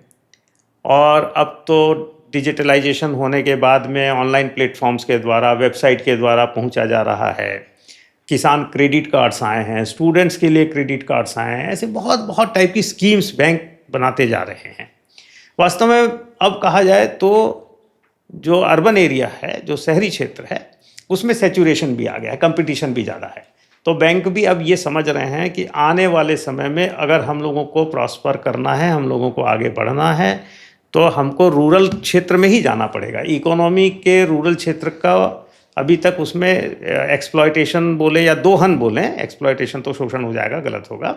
जो रूरल क्षेत्र है उसका दोहन अभी तक बैंकिंग इंडस्ट्री पूरी तरह नहीं कर पाई है। तो सारे बैंकों का फोकस अब अधिक से अधिक लोगों तक पहुंचना और उसके माध्यम से अपने कार्य को बढ़ाना भी है। और जब बैंक का कार्य बढ़ेगा तो जैसा मैंने पहले बताया था, वो चक्र चालू होगा तो रूरल क्षेत्र में भी पहुंचेगा। वैसे जो युवक हैं, युवा ग्रामीण क्षेत्र के, जो अनुभव आता है कि वो बैंकिंग के जितने भी आयाम हैं डिजिटल, उसका उपयोग बहुत ज़्यादा करते हैं। शहरी युवा दिखते हैं हमको कि वो ज़्यादा कर रहे हैं, लेकिन ग्रामीण युवा उसमें पीछे नहीं है। तो बस अगली जो पीढ़ी आएगी उसमें लगभग इस मामले में बराबरी आ जाएगी बैंक की सेवाओं का उपयोग करने में। कुछ सरकारी जो बैंक है जैसे पीएनबी, कैनरा और एसबीआई बैंक, इन्होंने जो है मिनिमम बैलेंस पर जो जुर्माना था उसको हटा दिया है। इसको आप कैसे देखते हैं और क्या इससे आपको लगता है कि फाइनेंशियल इंक्लूजन बढ़ेगा? निश्चित तौर पे बढ़ेगा, क्योंकि एक हिचक लोगों को रहती है कि जीरो बैलेंस अगर मेरा रहा या मिनिमम बैलेंस मैं नहीं रखा तो मेरा पैसे कट जाएंगे। यद्यपि बैंकों ने ऑफ लेट ये अनुभव किया है कि देश में जैसे जैसे समृद्धि बढ़ रही है, कोई व्यक्ति अकाउंट जीरो बैलेंस में खोलता ज़रूर है, लेकिन धीरे धीरे उसमें पैसा रखता है। क्यों? कोई बैंक में अकाउंट खोलेगा ही क्यों? अगर उसके पास पैसा ही नहीं है, पैसा रखना ही नहीं है, तो खोलेगा ही नहीं। हाँ, मिनिमम बैलेंस से कभी उसकी आवश्यकता पड़ गई तो उससे कम पैसा हो सकता है। तो बैंकों ने समझा है कि मिनिमम बैलेंस की अब उसके ऊपर कोई चार्ज लगाने की ज़रूरत नहीं है। दूसरा, मिनिमम बैलेंस पे चार्ज लगाया क्यों जाता था? क्योंकि बैंकों को अकाउंट खोलने, मेंटेन करने में कॉस्ट पड़ता था। अब डिजिटलाइजेशन होने के बाद में वो कॉस्ट कम हो गया, तो अगर उसको मेंटेन करने के लिए कॉस्ट ही नहीं है तो भी ये अप्रोप्रिएट है कि वो चार्ज न लिया जाए। तो अब बैंकों ने उस चार्ज को ख़त्म कर दिया है, तो लोगों के अंदर हिचक भी कम हो जाएगी। हिचक कम होगी तो नेचुरली लोग सभी बैंकों तक आएंगे। तो जो भी छोटा मोटा वर्ग छूटा हुआ है आज के दिन फाइनेंशियल इंक्लूजन से, वो भी प्रोत्साहित होगा और वो आएगा। विशेष करके देश की महिलाओं को कहा जाए तो अभी भी फाइनेंशियल इंक्लूजन में ऐसा प्रतीत होता है कि उस वहाँ पर और पेनिट्रेशन की ज़रूरत है, तो वो इसके द्वारा होगा। क्योंकि महिलाओं का खाता खोलना स्वतंत्र रूप से महिलाएं खोलती हैं ऐसा सब परिवारों में नहीं है। जहाँ महिलाएं आत्मनिर्भर हैं वहाँ तो वो जाके खाता खोलती हैं, लेकिन जिन परिवारों में पुरुष ही निर्णय करते हैं वो भी सोचेंगे महिला के नाम पर अगर हम कोई खाता खोलते हैं तो उस पर कोई चार्ज तो लगना नहीं है, तो वो खाता खोलेंगे। दूसरा, अभी देश भर में पॉलिटिकल सिनेरियो ऐसा हो गया है कि महिलाओं के हाथ में पैसा पहुँचे ऐसा सभी दल प्रयास कर रहे हैं। भिन्न भिन्न प्रकार की योजनाएं हैं। इसके कारण भी महिलाओं के खाते खुलेंगे और वो जीरो बैलेंस से खुल पाएंगे तो लोग उसको बड़े आराम से खोलेंगे। और हो सकता है कि आरंभ में जो पैसा उनके खाते में जा रहा है वो परिवार के काम के लिए पूरा निकाल लिया जाए, लेकिन धीरे धीरे वो पैसा रहने भी लगेगा और ये फाइनेंशियल इंक्लूजन को बहुत मजबूत करेगा। वही महिलाओं की आपने बात की, तो मैं उसी पे सवाल लेना चाहूँगी कि आपको बैंकिंग स्कीम्स या फिर गवर्नमेंट स्कीम्स में कौन सी ऐसी स्कीम्स जो हैं जो आपको महिलाओं के लिए सबसे फ़ायदेमंद नज़र आती है, जिसके बारे में आप महिलाओं को बताना चाहेंगे? देखिए, सरकार की महिलाओं के प्रति जो प्रायोरिटी है उसको देखते हुए बैंकों ने भी लगभग सभी लोन्स में जिसमें महिलाएं भागीदार हों या सिर्फ महिलाएं उसको करती हों, उसमें रेट ऑफ इंटरेस्ट कम किया हुआ है। अभी डिपॉजिट में तो महिलाओं को कोई प्रेफरेंशियल रेट नहीं मिलता, लेकिन लोन्स में उनको ज़रूर कम रेट ऑफ इंटरेस्ट में पैसा दिया जाता है। तो इसका लाभ महिलाएं ले सकती हैं। और बहुत बार होता यह है कि घर का पुरुष ही कार्य करता है लेकिन महिला के नाम से करता है। आरंभ में ऐसा चलेगा, धीरे धीरे जिस महिला के नाम पे काम हो रहा है वो भी इन्वॉल्व होगी और इसका लाभ महिलाओं को मिलेगा। इसके अतिरिक्त सरकार ने अपनी जो जमा योजनाएं बनाई हैं, जैसे सुकन्या समृद्धि योजना है, कोई लड़की का जन्म होता है परिवार में तो उसी समय उसका खाता खोल दिया जाए, उसमें वो पैसा जमा करें तो उसको ब्याज भी थोड़ा ज़्यादा मिलता है। तो इस तरह की योजनाएं सरकार ने बनाई हुई हैं। तो इन सब का लाभ अगर महिलाओं तक पहुंचता है तो वही सब बैंकिंग सेक्टर के थ्रू होता है, तो महिलाओं को बहुत लाभ। महिलाएं अपना पैसा सुरक्षित और स्मार्ट तरीके से कहाँ पे इन्वेस्ट कर सकती हैं? कोई सेफेस्ट इन्वेस्टमेंट वैसे बहुत ऑप्शंस? स्मार्ट होती हैं और अपना पैसा वो कहाँ रखना है वो जानती हैं, लेकिन बैंकों तक उनकी पहुंच कम है। तो अगर सारी महिलाएं बैंकों तक पहुंचती हैं तो बैंक एक उनके लिए फर्स्ट स्टेप हो सकता है जहां पे वो अपने पैसे को रख सकती हैं और उसमें थोड़ा ब्याज भी कमा सकती हैं। जैसे जैसे फिनेंस की जानकारी महिलाओं में बढ़ेगी तो और जो कॉम्प्लिकेटेड तरीके हैं या इससे थोड़े से जटिल जहां पर थोड़ा निर्णय होता है उसकी तरफ वो बढ़ सकती हैं। तो पहले स्टेप के रूप में बैंक महिलाओं के लिए सबसे सेफ है। अगर पैसा लॉन्ग टर्म तक यूज़ नहीं करना है तो एफडी में रखें और बीच बीच में उसका उपयोग है तो सेविंग्स में रख सकती हैं। आपने अभी डिजिटलाइजेशन की बात की थी, सब कुछ डिजिटल हो रहा है, कैशलेस हो गया है, सब यूपीआई अकाउंट ट्रांसफ़र ये सब यूज़ करते हैं। तो ऐसा पॉसिबल है कि आने वाले समय में बिल्कुल कैशलेस इकोनॉमी हो जाए? कैश किसे कहते हैं इसके ऊपर अगर बात की जाए तो अगर आप नोट को कैश बोल रही हैं तो ये संभव है। डिज़ायरेबल कितना है ये क्वेश्चन हो सकता है, क्योंकि अगर हार्ड कैश नहीं होगा जिसको हम नोट कहते हैं तो उसका दूसरा कोई फॉर्म तो रखना पड़ेगा, क्योंकि सरकार को ये तय करना पड़ेगा कि कितनी करेंसी मार्केट में चले। तो डिजिटल करेंसी जैसे इंट्रोड्यूस की गई है तो हार्ड कैश को डिजिटल करेंसी से रिप्लेस किया जा सकता है। लेकिन वर्ल्ड ओवर जो सिनेरियो है, सारा कुछ डिजिटल में ले जाना सुरक्षा की दृष्टि से वार लाइक सिचुएशन में उसका क्या प्रभाव हो सकता है इसको सोचने की आवश्यकता है। तो चाहे तो कर सकते हैं, करना चाहिए या नहीं करना चाहिए ये निर्णय बड़ा जटिल है और ऊपर स्तर पर होना चाहिए और वो होगा भी। तो संभावना की दृष्टि से यस, डिजायरेबल की दृष्टि से सब्जेक्टिव है। अगर करना चाहें तो आज टेक्नोलॉजी ऐसी है कि पूरा का पूरा विषय जो है वो कैशलेस हो सकता है। अब कोई कहे कैसे हो सकता है, बहुत सारे लोग हमारे यहाँ अनपढ़ हैं या उनके पास मोबाइल नहीं है, ऑनलाइन चीज़ों को यूज़ नहीं कर सकते, तो फिर आप कैशलेस की बात कैसे कर रहे हैं। तो जब हम लोगों के पास फ़ोन नहीं था तब पीसीओस थे, और पीसीओस के माध्यम से जिनके पास फ़ोन नहीं था वहाँ तक भी टेलीफोन की सुविधा गई थी। ऐसा कोई मॉडल बन सकता है जिसमें जिन लोगों के पास में डायरेक्ट डिजिटल की सुविधा नहीं है, माने डिजिटल अपने फ़ोन या पीसीज या ऐसे साधन नहीं हैं, वो इस प्रकार के सेवा प्रदाता के पास जाकर और डिजिटलाइजेशन का लाभ ले सकते हैं और कैशलेस इकोनॉमी हो सकती है। लेकिन सब कुछ कैशलेस हो जाएगा तो भ्रष्टाचार शायद से खत्म हो जाए, क्योंकि वो सब तो कैश में होते हैं, उसके अलावा भी कुछ ऑप्शंस होते हैं। भ्रष्टाचार बहुत भिन्न भिन्न रूप लेके आता है। तो आज भ्रष्टाचार जिस रूप में है, कैशलेस होने के बाद भ्रष्ट व्यक्ति अगर उसका भी कोई तोड़ निकाल ले तो कोई बड़ी बात नहीं है। अपैरेंटली दिखता है। भ्रष्टाचार का कारण क्या है? आपके पास 100 रुपये का एक नोट है, उस 100 रुपये के नोट का मालिक क्या है? उसमें लिखा हुआ है आई प्रॉमिस टू पे द बियरर, माने इसके धारक को पैसा दिया जाए। तो वो जब पैसा माने वो नोट किसी के पास चले जाता है उसका ट्रेल नहीं रहता, इसीलिए भ्रष्टाचार हो पाता है। ये ठीक है। अगर हार्ड कैश खत्म हो जाएगा, डिजिटल करेंसी आ जाएगी तो सब चीज़ का ट्रेल मिलेगा, तो भ्रष्टाचार पर इस रूप में तो रोक लगेगी, इसमें कोई संदेह नहीं है। और इसीलिए सरकार पूरी तरह कैशलेस से पहले लेस कैश इकोनॉमी की तरफ जो प्रयास है वो कर रही है और उसमें बहुत हद तक सफल भी हुई है। अब सामान्य व्यक्ति कैश ट्रांजैक्शन की जगह यूपीआई का पे यूज़ कर रहा है और डिजिटल मोड्स का यूज़ कर रहा है और ये बहुत तेज़ी से बढ़ रहा है। तो लेस कैश इकोनॉमी तो अभी हमको दिख रही है और आने वाले समय में और लेस कैश इकोनॉमी तो हो जाएगी। कैशलेस कब होगी इसके बारे में अभी मैं कोई फोर्स ही नहीं कर पा रहा हूँ, क्योंकि उसके अपने इम्प्लीकेशंस हैं। ये भ्रष्टाचार से जुड़े ब्लैक मनी, वाइट मनी, इन सब पर भी अभी हम आएंगे, लेकिन उससे पहले मेरा एक सवाल ये है कि अक्सर हम सुनते हैं कि 500 के नोट जो है बंद हो जाएंगे। इस पर आपका क्या जवाब है? क्या ऐसा हो सकता है?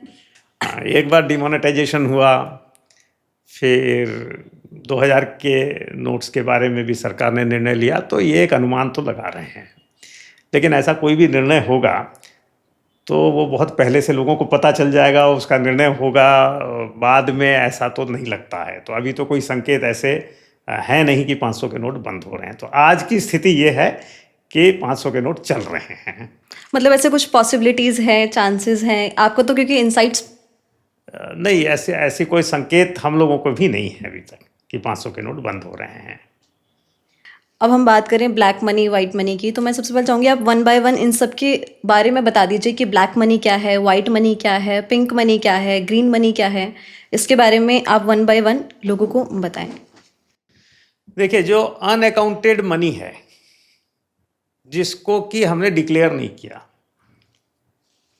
ऐसा नहीं है कि वो कोई क्राइम से पाया है, लेकिन इर्रेगुलर तरीके से पाया या हमने डिक्लेयर नहीं किया टैक्स बचाने के लिए, तो वो मनी ब्लैक मनी हो जाती है। जैसे सिंपल सा उदाहरण दे, एक डॉक्टर है, सरकार ने बता दिया कि सरकारी नौकरी में जो डॉक्टर है वो प्राइवेट प्रैक्टिस नहीं कर सकता, लेकिन वो प्राइवेट प्रैक्टिस कर लेता है और वो उसकी जो फीस है उसको डिक्लेयर नहीं कर सकता चाह कर भी, क्योंकि अगर वो डिक्लेयर करेगा तो होगा कि तुम प्राइवेट प्रैक्टिस करते हो तो उसकी नौकरी जाएगी। तो वो जो पैसा है वो ब्लैक मनी है, क्योंकि उसके ऊपर वो टैक्स नहीं देता, सरकार को डिक्लेयर नहीं करता, वो छुपा कर उस पैसे को रखता है। टीचर है, गवर्नमेंट टीचर को ट्यूशन पढ़ाना मना है, लेकिन वो ट्यूशन पढ़ाता है। अब जब ट्यूशन पढ़ाता है तो वो डिक्लेयर नहीं कर सकता कि मैं ट्यूशन पढ़ाता हूँ, पैसा आ गया, उस पर वो उसने टैक्स नहीं दिया, वो पैसा बच गया।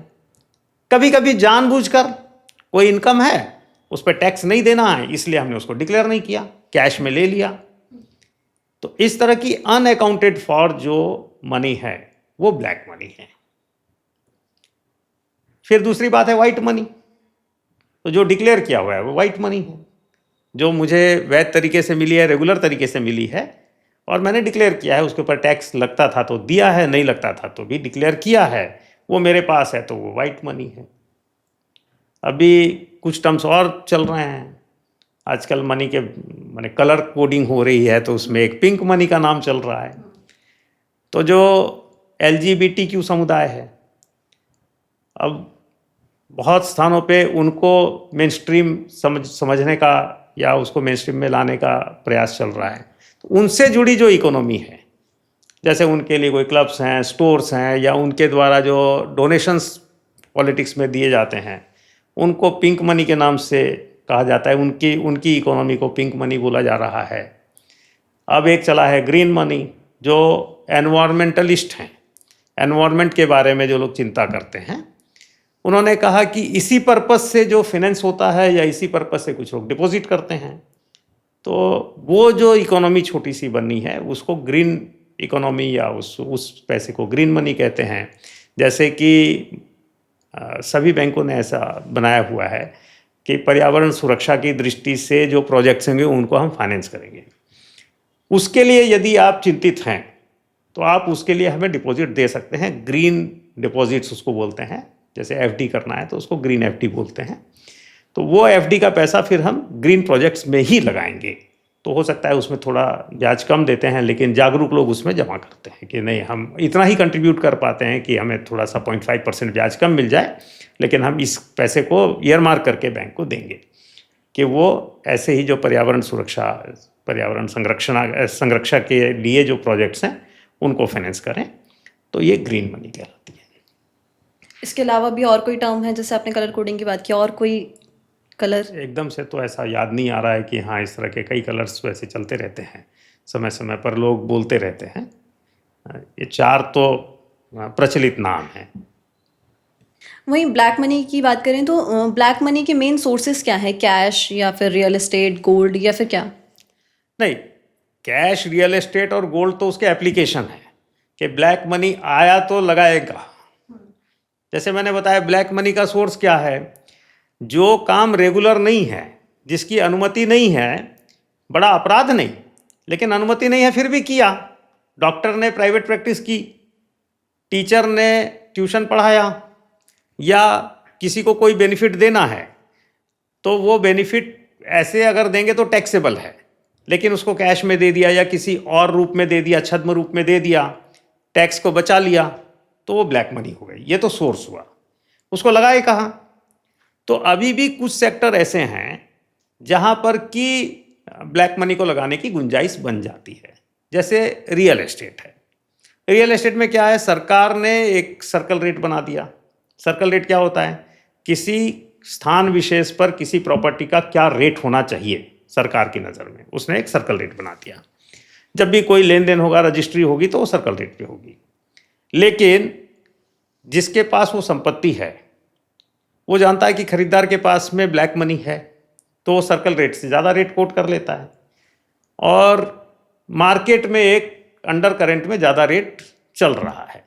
ऐसा बहुत स्थानों पे होता है, तो वहाँ पर ब्लैक मनी लग जाती है। कहीं पर भी जहाँ पर बिना टैक्स के कहीं इन्वेस्ट करना संभव है, वहाँ पर ब्लैक मनी का एप्लीकेशन हो जाता है। सामान्य तौर पे माना जाता है कि रियल एस्टेट ऐसा है जहाँ पर इसको लगाया जा सकता है। लेकिन अब रियल एस्टेट में भी पारदर्शिता बहुत आ गई है। व्यक्ति के स्थान पर जब कॉरपोरेट आते हैं तो वहाँ पर फिर पारदर्शिता अपने आप बढ़ जाती है। जैसे अभी बड़ी बड़ी कंपनियां रियल एस्टेट प्रोजेक्ट्स को डेवलप कर रही हैं, तो वो कोई ब्लैक मनी में पैसा नहीं लेती हैं, पूरा का पूरा वाइट मनी में लेती हैं। तो जैसे जैसे ये कल्चर बढ़ेगा, कंप्लायंस का कल्चर, कॉरपोरेट कल्चर, डिजिटलाइजेशन, ये जैसे जैसे बढ़ेगा, वैसे वैसे ब्लैक मनी के लिए इन्वेस्ट करने के अवसर कम होते चले जाएंगे। और जब इन्वेस्ट करने के अवसर कम होते जाएंगे तो नेचुरली फिर उसको अर्न करने वाला भी वो सोचेगा कि मैं ले भी लूँगा तो कोई लाभ होने वाला नहीं है। तो ब्लैक मनी की इकोनॉमी धीरे धीरे कम हो जाएगी। ब्लैक मनी के लिए सरकार ने कई बार कदम भी उठाए हैं, जैसे इनकम डिस्क्लोजर स्कीम हो गया, डिमोनेटाइजेशन हो गया। तो क्या इससे वाकई काबू पाया जा सका है ब्लैक मनी पर? कुछ हद तक तो हुआ ही है। डिमोनेटाइजेशन के बाद में ये अनुभव करते हैं हम, जैसे जीएसटी भी लागू हुई, उसके बाद जो एक चेन चले रिफॉर्म्स के, तो जीएसटी का पहला जो कलेक्शन होता था वो 1 लाख करोड़ से बहुत कम होता था। अब वो करीब करीब 1.25 लाख करोड़ तक पहुंच गया। तो ये कहाँ से आया? लोगों ने एक नंबर में जिसको बोलते हैं, या माने जिसको कह सकते हैं कि कंप्लायंस को मानते हुए काम करना आरंभ किया। इससे देश का टैक्स कलेक्शन बढ़ा, तो ब्लैक मनी श्रिंक हुई, कम हुई है। फिर क्या है, सरकार ने अभी जैसे जीएसटी के सुधार किए। अभी जीएसटी के 2 ही स्लैब बना दिए। वैसे तो 3 है, 40% का स्लैब है, लेकिन वो बहुत कम चीज़ों पे लागू होता है। तो जब 2 स्लैब बना दिए तो जीएसटी का अनुपालन करना अब और सरल और सहज हो गया। तो टैक्स चोरी करने वाले जो हैं, जो उनको लगता है कि टैक्स चोरी में ज़्यादा बेनिफिट नहीं रहा है, तो नेचुरली वो वाइट मनी की तरफ आएंगे। तो ऐसे जो गवर्नमेंट के स्टेप्स हैं उससे ब्लैक मनी कम तो हुई है, और मुझे लगता है आने वाले समय में कंप्लायंस कल्चर भी बढ़ रहा है। लोग सुख चैन की नींद ज़्यादा चाहते हैं। जब देश में गरीबी थी तो थोड़ा पैसा बचा लिया, उसकी तरफ लोगों का ध्यान ज़्यादा था। अब है कि समृद्धि भी आ रही है तो थोड़ा पैसा बचाने पे लोगों का ध्यान नहीं है। वो चाहते हैं कि बड़े आराम से सुख चैन से रहें, कोई भी आ जाए पूछे तो अपना हिसाब दें और बड़े आराम से हम लोग जिसको बोलते हैं कि सम्मान के साथ जी पाएँ। तो ब्लैक मनी कम हो रही है गवर्नमेंट के इन मेजर्स से। ब्लैक मनी का सीधे तौर पर आम आदमी की ज़िंदगी पर या फिर अर्थव्यवस्था पर कितना असर पड़ता है, कैसे असर पड़ता है? देखिए, एक व्यक्ति ने कोई पैसा अर्जित किया है, उसके ऊपर टैक्स नहीं दिया। टैक्स नहीं दिया माने क्या हुआ? देश में इंफ्रास्ट्रक्चर के डेवलपमेंट में या कल्याणकारी योजनाओं में गवर्नमेंट को लगाने के लिए पैसा नहीं मिला। आज से हम बहुत पहले की बात सोचे, बचपन में रोड्स हमारे कैसे होते थे? तो बड़े ख़राब से रोड होते थे। उसके कारण हमको एक स्थान से दूसरे स्थान पे जाना होता था तो बहुत समय लगता था।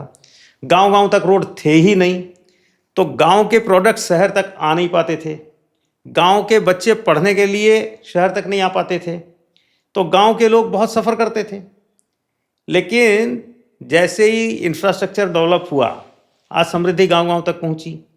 ये समृद्धि कहाँ से आई? सरकार के पास पैसा आया। सरकार के पास पैसा कहाँ से आया? टैक्स से आया। टैक्स किसने दिया? जिसने वाइट मनी रखा। जिसने ब्लैक मनी रखी उसने टैक्स नहीं दिया। अब जैसे जैसे ब्लैक मनी कम होती जा रही है, सरकार के पास इतना पैसा आ रहा है कि सरकार बहुत सारे वेलफेयर स्कीम्स ला रही है।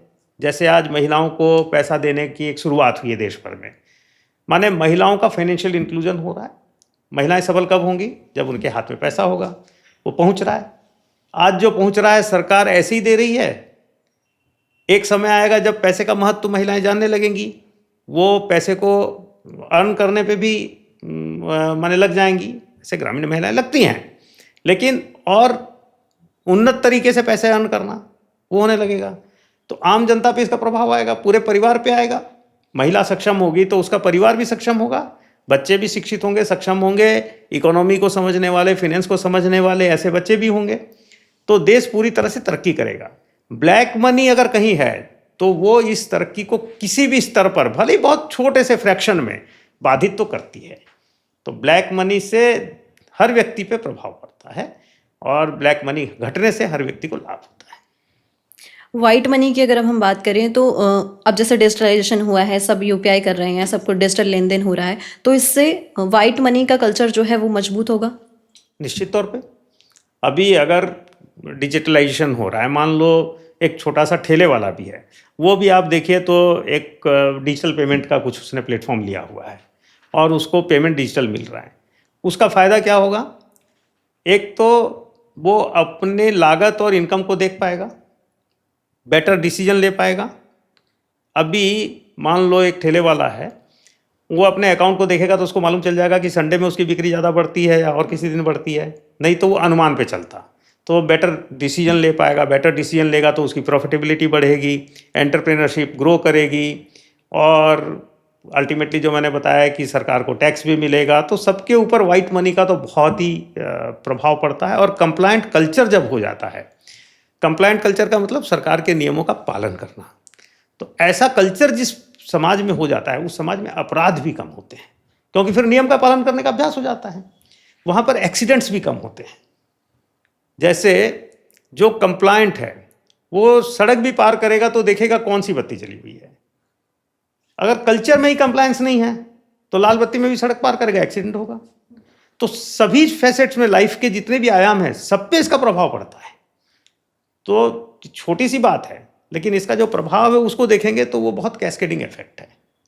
तो वाइट मनी लोगों के जीवन की क्वालिटी और उनकी समृद्धि को बहुत ज़्यादा इम्पैक्ट करेगी। कुछ लोग होते हैं जिनको ऐसा लगता है कि बैंक से पैसा लेके अगर हम वापस नहीं करेंगे तो भी कोई दिक्कत नहीं है। जो विलफुल डिफॉल्टर जो लोग होते हैं, जैसे विजय माल्या हो गया, नीरव मोदी हो गए, उनका कहना होता है कि ये लोग भी तो पैसे लेके भाग गए। तो इनके लिए आप क्या कहेंगे, या फिर इसमें कितना फ़ायदा और नुकसान है उन लोगों को? विलफुल डिफॉल्ट में कभी भी जो बोरोवर है उसको फ़ायदा नहीं हो सकता है। क्यों नहीं हो सकता है? वो अपने आगे की लाइफ को एक तरह से बर्बाद कर लेता है। और अगर बैंक के साथ में वो अच्छे रिलेशन कोई रखता है तो उसको बहुत फ़ायदे हैं। उस समय एक स्कीम आती थी NRY, नेहरू रोजगार योजना। 5,000 रुपये का लोन हम लोग बिना सिक्योरिटी के देते थे। तो बहुत सारे लोग ऐसे थे जिनको लगता था कि बैंक का लोन तो सरकार ने दिया है, अभी हमको इसको पैसे वापस नहीं करने हैं, तो उन्होंने पैसे लिए और विलफुल डिफॉल्टर होकर उन्होंने पैसे देना बंद कर दिया। बाद में सरकार ने सोचा कि 5,000 रुपये बहुत कम है, तो सरकार ने एक योजना लाई थी CO। वो थी self employment scheme for educated unemployed youth. उसमें उन्होंने 25,000 रुपये कर दिए। तो जो 5,000 रुपये दे के रह गए वो 25,000 के बेनिफिट से बाकी वंचित हो गए। 25,000 में काफ़ी कुछ काम हो सकता था उस समय। मुझे याद है उस समय हीरो होंडा भी लॉन्च हुई थी और CO भी लॉन्च हुई। तो बहुत सारे यूथ को लगा कि 25,000 का लोन ले लो क्योंकि हमको सिक्योरिटी तो कुछ देनी नहीं है, और हीरो होंडा लेके घूमो। हीरो होंडा की बिक्री में मुझे लगता है CO का भी बड़ा योगदान है। अगर कभी रिसर्च की जाए तो ये पता चलेगा। बहुत सारे लोग उसमें डिफॉल्टर हो गए 25,000 में। उन्होंने लगा कि 5,000 की जगह 25,000 हो गया, बहुत है। उस समय 25,000 बहुत लगता था। लेकिन जिन लोगों ने 25,000 लेकर सही उपयोग किया, बैंक का पैसा वापस किया, उनकी लिमिट्स बढ़ती रहीं। फिर अचानक से गवर्नमेंट ने डिक्लेयर किया PMRY, 1 लाख का लोन देना शुरू किया। तो जो 5,000 में रह गए उसकी गाड़ी 5,000 में ख़त्म हो गई। वो लाइफ में 1 लाख के लोन की कभी सोच ही नहीं सकता। जो 25,000 में गए 25,000 में ख़त्म हो गई। 1 लाख रुपए का लोन बिना सिक्योरिटी के मिलने लगा। 1 लाख रुपए में बहुत काम हो सकता था। तो बहुत सारे लोग हैं जो 1 लाख लेकर बैठ गए, उनको लगा कि अब बस इतना बहुत है। फिर उसको 5 लाख किया गया, 25 लाख किया गया, करोड़ में किया गया। आज 10 करोड़ का लोन बिना किसी सिक्योरिटी के आदमी ले सकता है। तो जिसने 5,000 का लोन लिया वो आज जीवित है और 5,000 में उसका द एंड हो गया। आज वो 10 करोड़ का काम भी कर सकता था और अपने जीवन को समृद्ध बना सकता था। तो विलफुल डिफॉल्टर को कभी फायदा हो ही नहीं सकता। और आजकल तो क्या है, सिबिल है और इतने कुछ तरीके हैं, टूल्स हैं, जिससे विलफुल डिफॉल्टर बच के निकल नहीं सकता। जिसका भी उदाहरण कोई दे कि वो ऐसा था, इतना बड़ा आदमी था, पैसे लेके भाग गया, वो सुखी है क्या? उसकी लाइफ डिफॉल्ट से पहले बेहतर थी या डिफॉल्ट के बाद बेहतर है? इसको अगर आदमी कंपेयर करेगा ना तो जानेगा कि डिफॉल्ट करना बैंक का अब परिस्थिति के कारण हो गया तो अलग बात है, अदरवाइज बैंक के पैसे को डिफॉल्ट करना, पैसे खा लूँगा ये सोचना, ये मूर्खतापूर्ण सोच है। इससे कभी किसी का भला होने वाला नहीं है। तो किसी को भी अगर ऐसा लगता है तो उसको ये सारे अंजाम और सारी जो मैंने बताया ना, इस चेन को अगर वो स्टडी करेगा तो समझ जाएगा कि बैंक के साथ रिलेशन रखने में फ़ायदा है और ईमानदार बन के रहने में वैसे भी सम्मान की बात है। जिनका भी नाम आपने लिया वो कोई सम्मान से नाम लिया ऐसा तो है नहीं। तो अपने आप को ऐसा उदाहरण बना के कोई लाभ नहीं। मतलब जो विलफुल डिफॉल्टर हैं वो उस समय तो खुश हो सकते हैं, लेकिन लॉन्ग टर्म उनको काफ़ी नुकसान। बिल्कुल, बाद में पछताते हैं। हमारे ही जिस समय ये जो 25,000 का लोन आया उस समय मैं कॉलेज में पढ़ रहा था। मेरे बहुत सारे साथी हैं, उन्होंने समय 25,000 का लोन लिया, वो अपना हीरो होंडा लेके घूमे खूब। आज उनकी स्थिति देखता हूँ और जिन्होंने उस समय लोन लेने के बाद में काम किया उनकी स्थिति देखता हूँ तो ज़मीन आसमान का अंतर है। और वो भी बोलते हैं कि उस समय अगर हमको अधिक समझ होती तो शायद हम काम करके ज़्यादा समृद्ध हो जाते। उस समय वो क्षणिक आवेग है या लोगों को देखते हुए कर लिया हमने, तो नुकसान में ही रहता है। जो आदमी बैंक के लोन को जान के डिफ़ॉल्ट करता है तो बिल्कुल नुकसान में रहता है। वहीं आपने सिबिल की अभी बात की, तो उस पे भी मेरा सवाल है कि जिन लोगों का सिबिल स्कोर जो है ख़राब हो जाता है, उसको अगर वो ठीक करना चाहते हैं तो उसके लिए उनके पास क्या ऑप्शन है? बहुत सारे उपाय हैं। अगर सिबिल स्कोर खराब है तो खराब है, अगर डिफ़ॉल्ट के कारण है तो उसको वो पूरा करे, मेहनत करे, बैंक के डिफ़ॉल्ट को कंप्लीट कराए या फिर कुछ OTS वगैरह करके बैंक के लोन को ख़त्म करे। तो 5 साल के बाद में उसकी सिविल जो है वो एक तरह से रीसेट हो जाएगी। इस दौरान में जो भी वो क्रेडिट कार्ड्स या दूसरे प्रकार के छोटे क्रेडिट ले और उसको टाइम से रीपे करे तो उसकी एक हिस्ट्री बिल्डअप हो जाएगी, तो उसका सिविल ठीक हो जाएगा। लेकिन सिविल ठीक करने की जगह माने मुख्य जो बात है उसको स्वयं को ठीक करना पड़ेगा कि वो डिफ़ॉल्ट ना करे, ऐसा रिजॉल्व करे। अगर गलती से हो गया है, माने परिस्थितिवश हो गया तब तो कोई बात ही नहीं है। अगर उसने जानकर भी किया है गलती से तो उसको पहले रिजॉल्व करना पड़ेगा कि अब मुझे अपनी नीयत को ठीक करना है। जिसकी नीयत ठीक होगी उसकी सिविल अपने आप ठीक हो जाएगी। आम जनता को वाइट मनी में लेन देन करने के लिए आप क्या सलाह देंगे? लेन देन जितना हो सके डिजिटल करना चाहिए। कैश अगर लेके जाना है तो मात्र उतना लेके जाना चाहिए जितना इमरजेंसी के लिए ज़रूरी है, सुरक्षित भी है। कैश का लूट हो सकता है, डिजिटल मनी की लूट जब तक आप, मैंने बताया था ना वो कि रुपए में 3 अठन्नी न खो जाए तब तक नहीं होगी। और डिजिटल में आप जितने लेन देन करेंगे आपके पास हिसाब भी रहेगा, आपको अपना पैटर्न भी पता चलेगा और आप देश की इकोनॉमी में अल्टीमेटली कंट्रीब्यूट करेंगे। और ये मान के चलिए कि देश समृद्ध होगा तो उस समृद्धि का लाभ सबको मिलेगा, इंक्लूडिंग मी। अगर किसी भी आदमी ने वाइट के जगह ब्लैक मनी में काम किया तो उसके माने उसको मॉनिटर करने के लिए जो कॉस्ट लगेगा वो भी उसी को ही पे करना है। तो शॉर्ट टर्म विजन में ब्लैक मनी अच्छी लगती है, लॉन्ग टर्म विजन अगर रहेगा तो वाइट मनी में ही काम करना चाहिए। तो हर व्यक्ति को प्रयास करना चाहिए कि जितना हो सके डिजिटल लेन देन करे और सब कुछ अपना साफ सुथरा वाइट में रखे। अगर किसी के पास ब्लैक मनी है तो उसको खुद से डिक्लेयर कर देना कि उसके पास ब्लैक मनी है और उसको वाइट में तब्दील कर देना ज़्यादा फ़ायदेमंद है या फिर उसी ब्लैक मनी को रखे रखना ज़्यादा फ़ायदेमंद है? किसी भी हालत में ब्लैक मनी को वाइट में कन्वर्ट कर लेना, कन्वर्ट करने के लिए मनी लॉन्ड्रिंग नहीं करना ना, वो अपराध है। जो सरकारी सिस्टम में है वो अपना डिक्लेयर करेगा, उसको जो टैक्स लगेगा टैक्स लगेगा, पेनल्टी लगेगी पेनल्टी लगेगी, पेनल्टी भी देकर वो उसको अगर वाइट कर लेता है तो फायदे में रहेगा। कारण इन्वेस्टमेंट जो है वो बहुत अच्छे रिच डिविडेंड्स पे कर रहा है। जैसे एक सिंपल सी बात है, मान लो एक आदमी के पास में 65-70 लाख रुपए ब्लैक के पड़े थे 6 महीने पहले, पैसे पड़े हुए थे। उसने अगर उसको वाइट में कन्वर्ट कर लिया होता, 50% उसको लग जाता, मान लो टैक्स लग जाता, पेनल्टी लगती। खुद डिक्लेयर करने पर पेनल्टी के बारे में जो टैक्स ऑफिसर्स हैं उनको जो डिस्क्रिशन है वो उसको यूज़ करके उसकी पेनल्टी को कम से कम करने का प्रयास करता है। सामान्य तौर पे यही होता है। बच्चा खुद आके बता दे मैंने ये गलती की है, तो माँ बाप उसको सजा देते भी हैं तो कम देते हैं या छोड़ देते हैं। अब उस पैसे का अगर वो गोल्ड खरीद लेता 6 महीने पहले तो आज डबल हो जाता, और अगर ब्लैक में पड़ा हुआ है तो उतना ही रह गया। तो दोनों में कौन फायदे में रहेगा? कभी भी ब्लैक मनी फायदे का सौदा हो ही नहीं सकता। हाँ, इरेगुलर तरीके से अगर किसी ने कुछ अर्न किया है तो उसकी मजबूरी हो जाती है कि वो कुछ कर नहीं पाता है, वो अलग विषय है।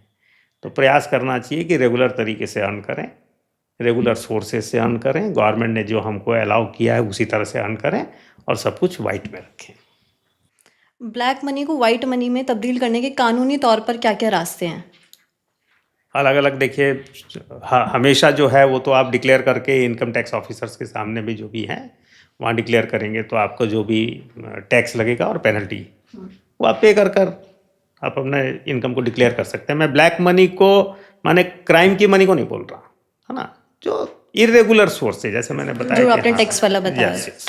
तो टैक्स इवेजन अगर किसी ने किया है तो टैक्स पे करे और जो पेनल्टी है वो पेनल्टी देकर अपने पैसे को वाइट कर ले, ये सबसे अच्छा तरीका है। बीच बीच में सरकार योजना भी लाती है जिसमें कि आप अपने जो है संपत्ति को या प्रीवियस इनकम्स को डिक्लेयर कर सकते हैं। उन सब में जब भी आता है तो डिक्लेयर कर देना चाहिए हमेशा आदमी को। कानूनी तरीके बहुत सारे हैं, उसके लिए टैक्स कंसल्टेंट्स हैं, उनसे कंसल्ट करेंगे तो ज़्यादा अच्छे से वो डिटेल में बता पाएगा। उसका अवलंबन करके आदमी अपने पैसे को वाइट कर ले। आपको क्या लगता है कि आने वाले 10-15 सालों में जो है Bharat black money free economy की ओर बढ़ेगा? जैसे एनपीए कभी ख़त्म नहीं होगा, इंसान का लालच भी कभी ख़त्म नहीं होगा, और जब तक लालच रहेगा तब तक ब्लैक मनी भी किसी न किसी रूप में रहे। और जैसे मैंने बताया ना, कुछ इरेगुलर काम से ब्लैक मनी अपने आप जनरेट हो जाती है, उसकी मजबूरी होती है कि उसको शो नहीं हो सकता। जैसे मैंने बताया कि मान लो डॉक्टर के लिए प्राइवेट प्रैक्टिस को प्रिवेंट किया गया, मना किया गया है, प्रोहिबिटेड है। अब प्राइवेट प्रैक्टिस प्रोहिबिटेड है फिर भी डॉक्टर जो है वो प्रैक्टिस कर लेता है, तो अपराध नहीं कर रहा है लेकिन ब्लैक मनी जनरेट होती है। तो ब्लैक मनी पूरी तरह ख़त्म नहीं होगी, हाँ वो बहुत ज़्यादा मिनिमाइज हो जाएगी जैसा कि अभी हो भी रहा है। ब्लैक मनी मिनिमाइज होकर लगभग जीरो के आसपास या बहुत नगण्य हो जाएगी। ये तो होने वाला है, ये दिख रहा है। खत्म नहीं होगा लेकिन धीरे धीरे जो है कम होती जा रही है, आप ऐसा कह रहे हैं? हाँ, अगर गवर्नमेंट भी ऐसे कुछ रिफॉर्म्स लाएगी, आइडेंटिफाई कर लेगी कि कहाँ कहाँ ब्लैक मनी जनरेट होती है जहाँ पर कि मनुष्य अपराधी नहीं है, और उनके लिए कोई प्रोविजंस लाएगी, तो हो सकता है कि वो भी समाप्त हो जाए। ठीक है। एक आम ग्राहक के लिए बैंक के जरिए सही इन्वेस्टमेंट ऑप्शंस कौन कौन से हैं? एफडी, आरडी, म्यूचुअल फंड्स या कुछ आप बताना चाहें? बैंक आजकल सब प्रकार के फिनेंशियल प्रोडक्ट्स देता है। बहुत सिंपल है, सेविंग्स अकाउंट खोलना, एफडी, अगर आपके पास में पैसा जमा है तो एफडी। अगर किसी के पास में रेगुलर उसको वो करना है कि सेविंग्स करना है तो आरडी एक बहुत अच्छा ऑप्शन है। आरडी में भी फ्लैक्सी आरडी टाइप के कुछ स्कीम्स बैंक निकाले हुए हैं, सभी बैंकों में वो स्कीम मिलती है। आरडी में क्या होता है, आप एक फ़िक्स अमाउंट बताते हैं, एक फ़िक्स पीरियड तक आप जमा करते हैं, लेकिन किसी किसी की इनकम ऐसी है कि वो फिक्स जो है वो किसी महीने जमा कर भी सकता है, नहीं भी कर सकता है, या किसी महीने ज़्यादा भी कर सकता है, तो उसको फ्लैक्सी आरडी बोलते हैं। मान लीजिए किसी ने बेस अमाउंट कहा कि मैं 100 रुपये हर महीने जमा करूँगा, लेकिन किसी महीने 1000 जमा कर रहा है, किसी महीने 500 कर रहा है, किसी महीने 400 कर रहा है, किसी महीने नहीं कर रहा है, तो ऐसी आरडी भी खोलने का प्रोविज़न है। इस प्रकार की स्कीम्स हैं, वो एक अच्छा तरीका है। एफडी तो मैंने बताया। म्यूचुअल फंड्स भी बैंक प्रोवाइड कराते हैं, स्वयं से नहीं करते, कुछ बैंकों के अपने म्यूचुअल फंड्स हैं, लेकिन बहुत सारे बैंकों के अपने नहीं हैं, लेकिन वो दूसरे जो म्यूचुअल फंड के जो माने एसेट मैनेजमेंट कंपनीज हैं उनके साथ टाई अप हैं, तो म्यूचुअल फंड्स में इन्वेस्ट करवाते हैं बैंक। तो जिनको थोड़ी जटिलता की समझ है वो म्यूचुअल फंड में जा सकते हैं। इंश्योरेंस भी है, तो इंश्योरेंस में बेसिकली इंश्योरेंस का जो पर्पज़ है वो है कभी कोई हानि हो जाए, कोई नुकसान हो जाए, कोई दुर्घटना हो जाए तो उससे कंपेंसेट करना। लेकिन उतने में आदमी संतुष्ट नहीं होता, वो सोचता है कि मेरे को क्या ज़रूरत है, और आदमी ये मान के चलता है कि मेरे साथ कभी नुकसान नहीं होगा, तो उसमें एक ब्लेंड कर दिया जाता है कि इंश्योरेंस भी मिल जाएगा और पैसे आपके थोड़े से बचत भी हो जाएगी। तो उसको यूनिट लिंक्ड भी बना देते हैं कभी कभी दूसरे प्रकार से। तो इस प्रकार की इंश्योरेंस स्कीम्स भी बैंक देता है। तो इंश्योरेंस प्रोडक्ट भी थोड़ा लेना चाहिए, और टोटल जो अपनी बचत है उसको किसी एक जगह नहीं लगाना चाहिए। डाइवर्सिफाइड पोर्टफोलियो होना चाहिए। छोटा सा भी पोर्टफोलियो है तब भी उसको डाइवर्सिफाई करने की कोशिश करनी चाहिए। ये आम आदमी को मेरा परामर्श रहेगा। तो सभी में थोड़ा थोड़ा पैसा लगाना और धीरे धीरे फिर उसको ग्रो करना, ये करना चाहिए। एफडी और आरडी की बात हुई, तो एफडी और आरडी में मेन डिफरेंसेस क्या हैं और कौन सा ज़्यादा बेटर है, या किसे और कब चुनना चाहिए? ये दोनों डिफरेंट प्रोडक्ट हैं, डिफरेंट ग्रुप्स के लिए हैं। किसी के पास पैसा आया हुआ है, एक मुश्त पैसा आया है, बहुत समय तक उसकी ज़रूरत नहीं है, तो वो एफडी करेगा। एफडी करने से उसने बता दिया कि मैं इतने समय तक के लिए बैंक को पैसा दे रहा हूँ, तो बैंक उसको लॉन्ग टर्म इन्वेस्टमेंट कर सकता है। लॉन्ग टर्म इन्वेस्टमेंट में हमेशा ज़्यादा रिटर्न होंगे, तो बैंक उसको ज़्यादा ब्याज भी दे पाएगा। आरडी क्या है? मेरी बचत होती जा रही है, मैं रेगुलर बचत करने का अभ्यास कर रहा हूँ, इसके लिए आरडी है। रेकरिंग, आवर्ती है, बार बार करते जाएगा। तो ये बिल्कुल दो अलग अलग सेगमेंट के लिए है। तो दोनों में से कौन अच्छा है कौन बुरा है ऐसा कंपेयर करना उचित नहीं होगा। माने रसगुल्ले को जलेबी से कंपेयर करना का कोई अर्थ नहीं है। दोनों अपने अपने सेगमेंट के लिए अच्छी स्कीम्स हैं, और जिसको जो सूट करता है, जैसा उसकी स्थिति है, उसके हिसाब से आरडी और एफडी का उपयोग करना चाहिए। वहीं आज के समय में एसआईपी काफ़ी ज़्यादा चलता है। एसआईपी के बारे में हम बहुत सुनते हैं, तो एसआईपी कैसे काम करता है, और अगर कोई नया इन्वेस्टर है, छोटा इन्वेस्टर है, तो उसको कहाँ से और कैसे शुरुआत करनी चाहिए? आरडी जैसे बैंक में जमा करने का है, उसमें वो जो इन्वेस्ट करता है वो बैंक उसको बता देता है पहले से कि ये आपको रेट ऑफ इंटरेस्ट मिलेगा, और आज आप ये जो जमा करते जाएंगे तो मैच्योरिटी पे आपको इतना पैसा मिलेगा। ये जिन लोगों का रिस्क एपिटाइट बहुत कम है, बहुत ज़्यादा रिस्क नहीं लेना चाहते, उनके लिए है, या जिनकी समझ भी नहीं है रिस्क की, लेकिन जो शेयर मार्केट में कुछ पैसा लगाना चाहते हैं और खुद से नहीं लगा सकते, उतनी समझ नहीं है, उतना रिस्क एपिटाइट नहीं है, टाइम भी नहीं है, वो क्या करते हैं, पैसे को म्यूचुअल फंड में लगाते हैं। अब म्यूचुअल फंड में लगाने के लिए एक मुश्त पैसा नहीं है। आरडी की तरह म्यूचुअल फंड में पैसा लगाना, उसको एसआईपी बोलते हैं, सिस्टमेटिक इन्वेस्टमेंट प्लान। एक सिस्टम से तय कर लिया 2000 रुपये म्यूचुअल फंड में हर बार देते जाएंगे, म्यूचुअल फंड का जो फंड मैनेजर है वो उसको इन्वेस्ट करता चले जाएगा। तो ये एसआईपी है। एसआईपी में क्या होता है, जो शेयर मार्केट है वो कभी ऊपर जाता है कभी नीचे जाता है, तो दोनों प्रकार के पोजीशन में उसका इन्वेस्टमेंट होता रहता है, तो एवरेज आउट हो जाता है। लॉन्ग टर्म में ये अनुभव में आया है कि एसआईपी में जिन लोगों ने इन्वेस्ट किया है उसको अच्छे रिटर्न्स मिले हैं, बैंकिंग से बेटर रिटर्न्स मिले हैं, लेकिन ये उनके लिए है जिनका रिस्क एपेटाइट जो है वो थोड़ा सा अधिक है, थोड़ी जटिलताओं को समझता है। अब तो एसआईपी 100 रुपये पर मंथ भी जो इन्वेस्ट करना चाहता है उसके लिए भी अवेलेबल है। तो बिल्कुल रिस्क नहीं लेना है, आरडी थोड़ा रिस्क ले सकते हैं, आरडी के साथ में एसआईपी ये आदमी कर सकता है। और ऑनलाइन बहुत सारे ऑप्शंस हैं, बैंकों के भी जो ऐप्स हैं, मोबाइल ऐप्स हैं या नेट बैंकिंग है, उसमें भी ये ऑप्शंस हैं। तो जो आदमी डायरेक्ट कर सकता है वो डायरेक्ट जाए, जो बैंकों के थ्रू जाना चाहता है बैंकों के थ्रू जाए, क्योंकि बैंकों के नाम के साथ एक भरोसा जुड़ा हुआ है। तो उसमें रिटर्न हो सकता है थोड़ा कम हो, सामान्य तौर पे वो भी होता नहीं है, लेकिन उसको विश्वासपूर्ण तरीके से वो उसको यूज़। इन्वेस्टमेंट के बहुत सारे ऑप्शंस के बारे में हमने जान लिया, लेकिन अगर मैं जानना चाहूँ आपसे कि कोई टॉप 2 या 3 सेफेस्ट इन्वेस्टमेंट ऑप्शन जो आप पर्सनली आपको भी पसंद हो, वो आप बताएं तो जनता के लिए। ये रिकमेंड करने के लिए व्यक्ति को फाइनेंशियल एडवाइज़र होना पड़ता है, तो कोई भी पर्टिकुलर चीज़ को मैं रिकमेंड नहीं करूँगा। हाँ, जैसे मैंने बताया कि गोल्ड भी अपने आप में एक इन्वेस्टमेंट का अच्छा माने वो तरीका है, और उसी प्रकार से म्यूचुअल फंड्स हैं, थोड़ा कुछ इक्विटीज़ में जा सकते हैं, थोड़े डिवेंचर्स में जा सकते हैं, कितना बड़ा पोर्टफोलियो कितना पैसा है, एफडी में जा सकते हैं, आरडीज़ में जा सकते हैं। तो ये भिन्न भिन्न प्रकार के इन्वेस्टमेंट हैं। हर व्यक्ति को अपने पोर्टफोलियो को डाइवर्स करते हुए इन सब में थोड़ा थोड़ा लगाना चाहिए, क्योंकि इन सब के जो मूवमेंट हैं वो एक साथ ऊपर नीचे नहीं होते हैं। कभी कोई ऊपर जाता है तो दूसरा नीचे आता है, कोई एक नीचे जाता है तो दूसरा ऊपर आता है। तो इस तरह से कंपेंसेट करके एक अच्छा रिटर्न आदमी को मिल सकता है। तो सभी प्रकार के इन्वेस्टमेंट जो हैं वो अलग अलग सेगमेंट के लिए हैं और सभी अच्छे हैं और सभी का उपयोग व्यक्ति को अपनी परिस्थिति के अनुसार करना चाहिए। वही हम बजटिंग की अगर बात करें तो आम लोग जो हैं अपने मंथली इनकम को किस तरह से मैनेज कर सकते हैं या बजटिंग कर सकते हैं, किस तरीके से? देखिए, सबसे पहले तो आवश्यकता नेसेसिटीज़ को पूरा करना चाहिए।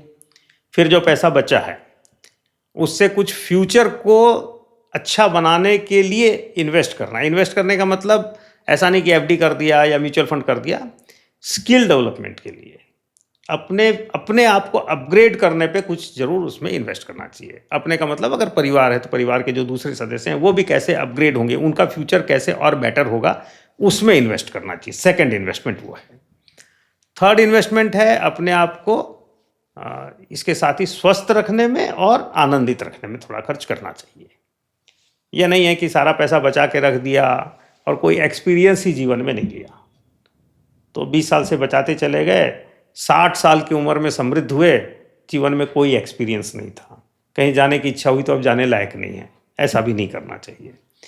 फिर बचत जो है वो करना।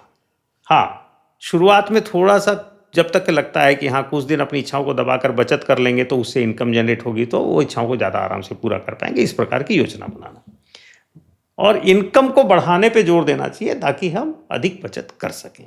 ये सारा करने के बाद अधिक पैसा बचेगा तो अधिक बचा पाएंगे। तो इनकम बढ़ाने पे हमेशा जोर देना चाहिए। तो आम आदमी को अपने बजट करने के समय में ये समझना चाहिए कि मैं अपने खर्च को कम करने की अपेक्षा इनकम बढ़ाऊं और सारी चीज़ों पे एक के बाद ऐसे प्रायोरिटी के हिसाब से खर्च करूं और बचत करूं और फिर बचत को इन्वेस्ट करूं। ये आम आदमी के लिए फिनेंशियल परामर्श रहेगा। अपनी ज़रूरतों को पूरा करते करते हम कहीं ना कहीं अपनी इमरजेंसी फ़ंड पर ध्यान नहीं देते हैं। तो आपके अनुसार इमरजेंसी फ़ंड होना कितना ज़रूरी है और हर एक व्यक्ति के पास कितने महीने तक का खर्च होना अपने पास सेव कितना ज़रूरी है? सामान्य तौर पे अपने खर्च में ही इमरजेंसी फंड को एक कंपोनेंट बनाना और धीरे धीरे कम से कम 6 महीने का खर्च जो परिवार के लिए एकदम आवश्यक है उतने का इमरजेंसी फंड होना चाहिए। और इसको थोड़ा और अगर बना सकें कि कंफर्ट्स के साथ भी अगर हम 6 महीने का खर्च अपना ऐसा फंड में रख सकें तो फिर हम समझते हैं कि वो ज़्यादा सेफ है।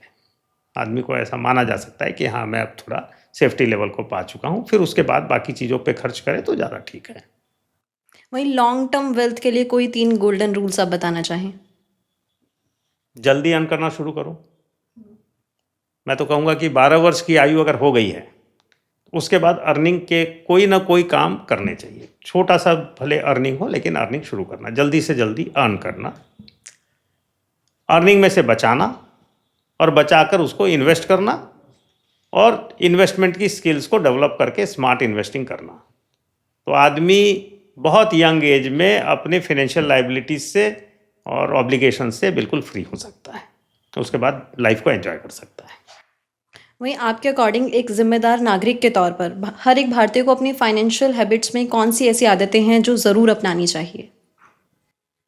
अभी जो मैंने बताया वो early earning, savings, investment, transaction को डिजिटल करना और किसी भी प्रकार के इरेगुलर या इलीगल फाइनेंशियल ट्रांजैक्शन से बचना, ये हर आदमी को करना चाहिए।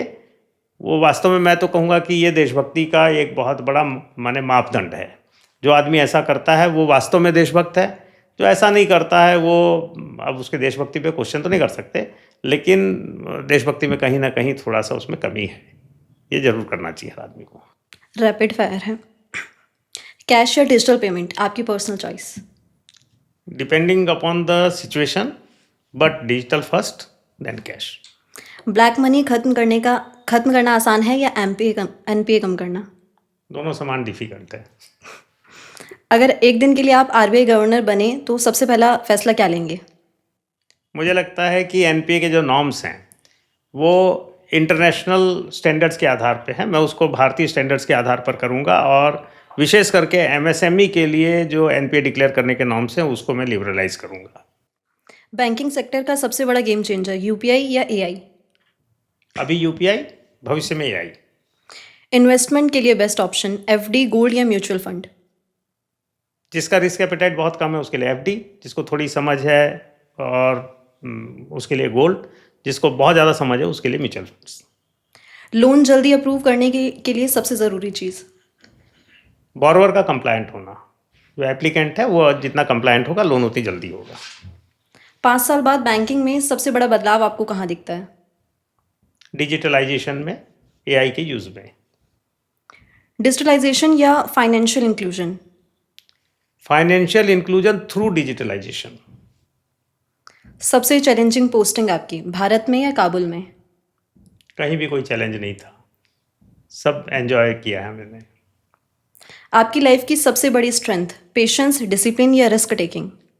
Discipline, then risk taking, then patience. वहीं अब आखिर में दर्शकों को कोई आर्थिक सलाह या देना चाहें या फिर कुछ कहना चाहेंगे? कम से कम उम्र में 12 वर्ष की आयु से कमाना शुरू करें, बचत करें, इन्वेस्ट करें, फिर स्पेंड करें। तो ये थे हमारे साथ मिस्टर सुनील अग्रवाल जी, जिनसे बहुत सारे सवालों के जवाब हमने लिए, आपकी ज़रूरत से जुड़े भी, बैंकिंग इंडस्ट्री से जुड़े भी, और भी काफ़ी कुछ। उम्मीद है आपको ये पॉडकास्ट पसंद आया होगा। तो अभी के लिए केवल इतना ही। जल्द मुलाकात होगी आपसे एक नए पॉडकास्ट में। तब तक के लिए चैनल को सब्सक्राइब कर दीजिए, वीडियो को लाइक कर दीजिए और एक कॉमेंट भी कर दीजिए। धन्यवाद।